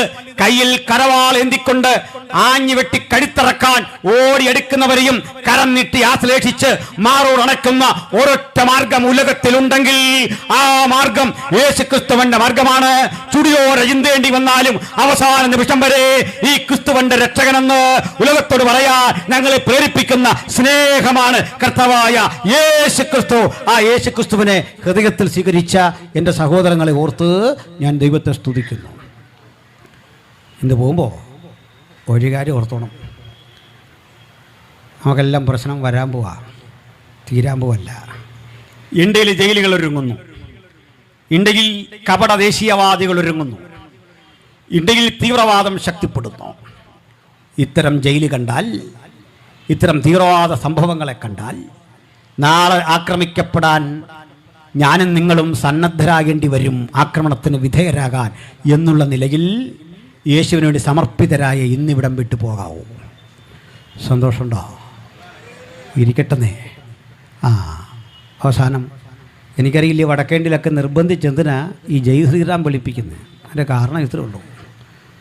ഇങ്ങനെ ഞങ്ങൾ ജയ് ഒന്നും വിളിക്കാറില്ല. കാരണം ഞങ്ങളുടെ ആരും തോറ്റു കിടക്കുകയല്ലല്ലോ. ഞങ്ങളിങ്ങനെ ജയിന്ന് വിളിക്കുമ്പോൾ ജയിക്കാൻ പാകത്തിന് ഇവിടെ ആരും തോറ്റു കിടക്കൊന്നുമല്ല. ഇങ്ങനെ കൂലിക്കാളിൽ നിന്ന് കത്തിയുടെ മുനകളുടെ സാന്നിധ്യത്തിൽ നിന്ന് പറയേണ്ടതാണോ ഈ ജയവും ഒക്കെ പറയേണ്ട? അങ്ങനെയാണ് ജയിച്ചോ. എംപോസിഷൻ എഴുതിക്ക് പിള്ളേരെയൊക്കെ കൊണ്ട് കേട്ടോ. 10,000 തവണ പോയി എംപോസിഷൻ എഴുതിക്ക് ജയിക്കാൻ കിടക്കുന്നുണ്ടെങ്കിൽ ഒരു കാര്യം ഉറപ്പ് പറയാം, മരണം വന്നാലും കഴുത്തറത്ത് താഴെ ഇട്ടാലും അറ്റുവീണ കഴുത്തുകൊണ്ടും അവസാന നിമിഷം വരെ ഞങ്ങൾക്ക് ആരാധിക്കാനും സ്തുതിക്കാനും ഒറ്റ നാമം, ഒറ്റ നാമം. ആ സന്നദ്ധതയുള്ളവൻ ഇനിയുള്ള കാലത്ത് ബൈബിൾ എടുത്താൽ മതി. ആ താല്പര്യമുള്ളൊരു ബൈബിൾ എടുത്താൽ മതി. ഞാൻ വിശ്വസിക്കുന്നു ആദരണീയ മോഡിജിയെ അവിടെ ആക്കിയിരിക്കുന്ന ദൈവമാണ്. എന്തിനാണെന്നറിയണ്ടേ? നമ്മളിൽ ചിലരെ കൂടെ മര്യാദ പഠിപ്പിക്കണമെന്ന്. നമുക്ക് വേണ്ടി ഇത്തരം ജയിലുകൾ ഒരുങ്ങി ഇത്തരം കാര്യങ്ങൾ നടക്കുമ്പോൾ ഇപ്പം കിട്ടിയ ജാമ്യമൊക്കെ വിട്ടേക്ക്. കടുകട്ടി പിന്നാലെ വരുന്നുണ്ടെന്ന്. ഈ കട്ടിയായ പ്രവണതകൾക്കും പ്രതിസന്ധികൾക്കും അകത്തുന്ന ദൈവത്തിന്റെ മനുഷ്യൻ കൊള്ളാകുന്നവനായി തെളിയേണ്ടത്. കഷ്ടത സഹിക്കുന്നത് ഭാഗ്യമാണെന്ന് എഴുതി വെച്ച കിതാബാണിത്. ഞങ്ങൾക്കിതൊന്നും പുതുമയല്ല. ലോകത്തിൻ്റെ ഇതുവരെയുള്ള ചരിത്രം പഠിച്ചാൽ 10 റോമൻ ചക്രവർത്തിമാർ 300 കൊല്ലം കൊണ്ട് കൊന്നൊടുക്കിയ ക്രൈസ്തവരുടെ എണ്ണം കേൾക്കണമോ? കോടിക്കണക്കിനാണ്. ഞാനേ അത്യാവശ്യം ഒരു ഉലക സഞ്ചാരിയാണ്. സന്തോഷ് ജോർജ് കുളങ്ങരയുടെ ഒപ്പമൊന്നും ആയിട്ടില്ല, എങ്കിലും ചില സ്ഥലങ്ങൾ കണ്ടിട്ടുണ്ടേ. ഈജിപ്തിൽ ചെന്നൊരു സ്ഥലം കണ്ടു, ഒരു കൊലക്കളം, റോമിലുള്ള ഒരു കൊലക്കളം. ആ കൊലക്കളത്തിലൊരു കാഴ്ച കണ്ടു. ഭൂമിയിൽ നിന്നൊരു 8 അടി മാത്രം ഉയരം പൊക്കമുള്ളൊരു ചെറിയ ബിൽഡിങ്. അതിനകത്ത് കിടക്കാൻ $8-10 കണ്ട് കൊടുക്കണം. ചില മലയാളികളൊക്കെ മാറി നിന്നു. അപ്പോൾ എനിക്ക് തോന്നിയില്ല, എന്തോ കാണും. പൈസ കൊടുത്തങ്ങോട്ട് കയറുമ്പോൾ താഴേക്കുള്ള വലിയൊരു ബിൽഡിങ്ങാണ്, ഭൂമിക്കടിയിലാണ്. പല പടവുകൾക്കാർ ഇങ്ങോട്ട് ചെല്ലുമ്പോഴാണ് ഗ്ലാസ് ഇട്ട് വെച്ചിരിക്കുക. ആയിരക്കണക്കിന് അസ്ഥികൂടങ്ങൾ, ആയിരക്കണക്കിന് തലയോടുകൾ. ഈ തലയോടുകൾക്കെല്ലാം ഒരു പ്രത്യേകതയുണ്ട്. ഉച്ചിയിലൊരു സുഷിരം ചിലതിലിങ്ങനെ കമ്പടിച്ചിറക്കിയിരിക്കുക. അതൊക്കെ സൂപ്പർ ഇമ്പോസിഷൻ നടത്തി തൊട്ടുപോയാൽ പൊടിഞ്ഞു പോയി ഇങ്ങനെ വെച്ചിരിക്കുക. അരികിലൊക്കെ ചില കന്യാസ്ത്രീകൾ കൊന്ത നമസ്കാരം നടത്തുന്നുണ്ട്. എന്താ സംഭവം അറിയണ്ടേ? കലിഗുള എന്നൊരു ചക്രവർത്തി ഈ റോം ഭരിച്ചപ്പോൾ ആരോഗ്യത്തിളകാത്തരായ ക്രൈസ്തവരെ കൊണ്ടുവന്ന് ഇവരെ നിർത്തി പൊതുജന സമക്ഷം പറയിപ്പിച്ചു, ഞങ്ങൾ ഇന്ന് മുതൽ ക്രിസ്തുവിനെ തള്ളി കലിഗുളയെ ദൈവമായി അംഗീകരിക്കണമെന്ന് പറയണം. പറയാത്ത ആളുകളെ പെഞ്ഞിലേക്ക് പിടിച്ചു കെട്ടി ദണ്ടോട് ചേർത്തിരുത്തിയിട്ട് ഉച്ചയ്ക്ക് ഇരുമ്പ് കൊണ്ട് അടിച്ചിറക്കിയോ കൂർത്ത മുനയുള്ള തടിക്കഷ്ണം അടിച്ചിറക്കിയോ കൊന്നു കൊലവിളിച്ച് അങ്ങനെ സത്യത്തിന് വേണ്ടി നിവരെ നിന്ന ആയിരക്കണക്കിന് മനുഷ്യരുടെ തലയോടുകൾ മ്യൂസിയത്തിൽ സൂക്ഷിച്ചു വെച്ചിരിക്കുന്ന കാഴ്ചയാണ്. ഇതൊക്കെ കണ്ട എന്നെ ചുമ്മാ ഓലപ്പാമ്പ് കെട്ടി പേടിപ്പിക്കാതെ. ആ കാഴ്ച കണ്ട ഞാൻ പറഞ്ഞപ്പോൾ നിങ്ങൾക്ക് തന്നെ വന്നില്ലേ ഒരാവേശം? ആട്ടെ, ഞാനൊരു കാര്യം പറയും, ഇത് കേട്ടപ്പോഴേ പറഞ്ഞു. നമ്മളെക്കാൾ ദൈവം സ്നേഹിച്ചത് സ്റ്റാൻ സ്വാമിയെയും ബഹുമാനനായ നമ്മുടെ പ്രീതി മേരി സഹോദരിയെയും വന്ദന സിസ്റ്ററെയും ഒക്കെയാണ്. നമ്മളൊന്നും അത്രയും വിശുദ്ധരല്ലാത്ത കൊണ്ട് തൊടുപുഴ തങ്ങി. ദൈവരെ അനുഗ്രഹിച്ചതിൻ്റെ തെളിവാത്. അനുഗ്രഹത്തിൻ്റെ തെളിവേ അമ്പരചുംബികൾ വെട്ടിപ്പിടിക്കുന്നതല്ല, പുത്തൻ വണ്ടി വാങ്ങുന്നതല്ല. സഹനത്തിൻ്റെ സമരപാതയിലൂടെ യേശുവിന് വേണ്ടി എരിഞ്ഞെരിഞ്ഞെരിഞ്ഞടങ്ങുന്നതാണ്. ആട്ടെ, യേശുവിന് വേണ്ടി എരിഞ്ഞടങ്ങാൻ തിരിച്ചടിക്കാതെ ആയുധമെടുക്കാതെ ആക്രമിച്ചവന് വേണ്ടി അവസാന നിമിഷവും പ്രാർത്ഥിച്ചു അവനെ മാത്രം എന്നും അവർക്ക് വേണ്ടി പ്രാർത്ഥനയൊഴികെ ഒരു പ്രതികരണവുമില്ലാതെ, ഞാൻ പ്രതികാര ബുദ്ധിയൊന്നുമില്ലാതെ അവർക്ക് വേണ്ടിയും നിലനിൽക്കുമെന്ന ഉറപ്പോടെ മരണം വന്നാലും എനിക്ക് യേശുവിനെ വിട്ടുപോകാൻ കഴിയില്ല എന്ന ഉദാത്ത വിശ്വാസം കൈമുതലാക്കി ഇന്നിവിടം വിട്ടുപോകാൻ ഈ വചനം കേൾക്കുന്നവർക്ക് അത്യുന്നതൻ സംഗതിയാക്കട്ടെ എന്ന് ഞാൻ പ്രാർത്ഥിക്കുന്നു. ആട്ടെ, ഇത്തരമൊരവസ്ഥ എനിക്കും നിങ്ങൾക്ക് നാളെ വന്നാൽ ചങ്ക് പതറാതെ അടിപതറാതെ ചങ്കുറപ്പോടെ കരുത്തോടെ ഞാൻ യേശുവിൻ്റെ സാക്ഷിയാകും. ഏത് ഭീഷണിക്കും വഴങ്ങാതെ രക്ഷകനെ തല്ലാതെ നിവര നിൽക്കും. പകരം മരണം വരട്ടെ, ജയിൽ വരട്ടെ, ആപത്ത് വരട്ടെ, വാൾ വരട്ടെ, പ്രതിസന്ധി കൂടാതെ നിവര നിൽക്കും. ഈ ഉറപ്പുള്ളവർ മാത്രം സ്വന്തം മനസാക്ഷിയോട് ചോദിച്ചിട്ട് അവസരം വന്നാൽ അങ്ങയ്ക്ക് വേണ്ടി മരിക്കാനും ഞാനിതാ ഏൽപ്പിച്ചു തരുന്നു. അങ്ങയ്ക്ക് വേണ്ടി സുവിശേഷത്തിനു വേണ്ടി പട്ടിണി കിടക്കാനും ത്യാഗം സഹിക്കാനും ഏൽപ്പിച്ചു തരുന്നു. അങ്ങയ്ക്ക് വേണ്ടി ഒറ്റപ്പെടാനും പരിഹസിക്കപ്പെടാനും ഏൽപ്പിച്ചു തരുന്നു. ആഗ്രഹമുള്ളവർ മാത്രം ഒന്ന് കരമുയർത്തിയട്ടെ. ഉയർത്തപ്പെട്ട കരങ്ങൾ വീണ്ടും അടുത്ത 2 മണിക്കൂർ കൂടി പ്രസംഗിക്കാൻ പുതിയൊരാവേശം എന്നിൽ പകരുന്നുണ്ട്. സമയപരിധി കൊണ്ട് ഞാൻ ഇന്ന് അവസാനിപ്പിക്കുന്നു. ഇത് അവസാനിപ്പിക്കുമ്പോൾ പ്രിയപ്പെട്ടവരെ, ഒരു കൺക്ലൂഷൻ 1 മിനിറ്റ് കൊണ്ട് ഇങ്ങനെ പറയട്ടെ. ഞങ്ങളുടെ ശ്രേഷ്ഠ അപ്പോസ്തലനെ ഇതുപോലൊരു കാരാഗൃഹത്തിൽ പിടിച്ചിട്ടു. ആ കാരാഗൃഹത്തിൽ വെച്ച് ഒരു ഉത്തരവ് കൈപ്പറ്റി ഉത്തരവിൽ എഴുതിയിരുന്നു, ഈർച്ചവാളിനാൽ കൊല്ലും. തടിയിറക്കുന്ന വാളുകൊണ്ട് കൊലപ്പെടുത്തുമെന്ന ഉത്തരവ് കൈപ്പറ്റിയപ്പോൾ ആ ഉത്തരവ് കണ്ട് പൊട്ടിക്കരയാതെ വിട്ടുപിരിഞ്ഞ് ക്രിസ്തുവിനോടുകൂടെ ആയിരിക്കും എന്ന് മൊഴിമാറ്റം നടത്തിയ ആ അപ്പോസ്തലൻ ആ ജയിലിൽ നിന്ന് അടുത്ത ഘട്ടം 3 ഫൗണ്ടർ എന്നറിയപ്പെടുന്ന കൊലക്കളത്തിലേക്ക് വലിച്ചിഴച്ച് ദാരുണമായി കൊല്ലാൻ കൊണ്ടുപോകുമ്പോഴും വിളിച്ചു പറഞ്ഞ കാര്യം, എനിക്ക് ജീവിക്കുന്നത് ക്രിസ്തു, മരിക്കുന്നത് ലാഭം. ജീവിക്കുന്നത് ക്രിസ്തു, മരിക്കുന്നത് ലാഭം. ജീവിക്കുന്ന ക്രിസ്തു, മരിക്കുന്നത് ലാഭം. നമ്മുടെ കർത്താവായ യേശു ക്രിസ്തു മുഖാന്തരം നമുക്ക് ജയം തരുന്ന ദൈവത്തിന് സ്തോത്രം, സ്തോത്രം.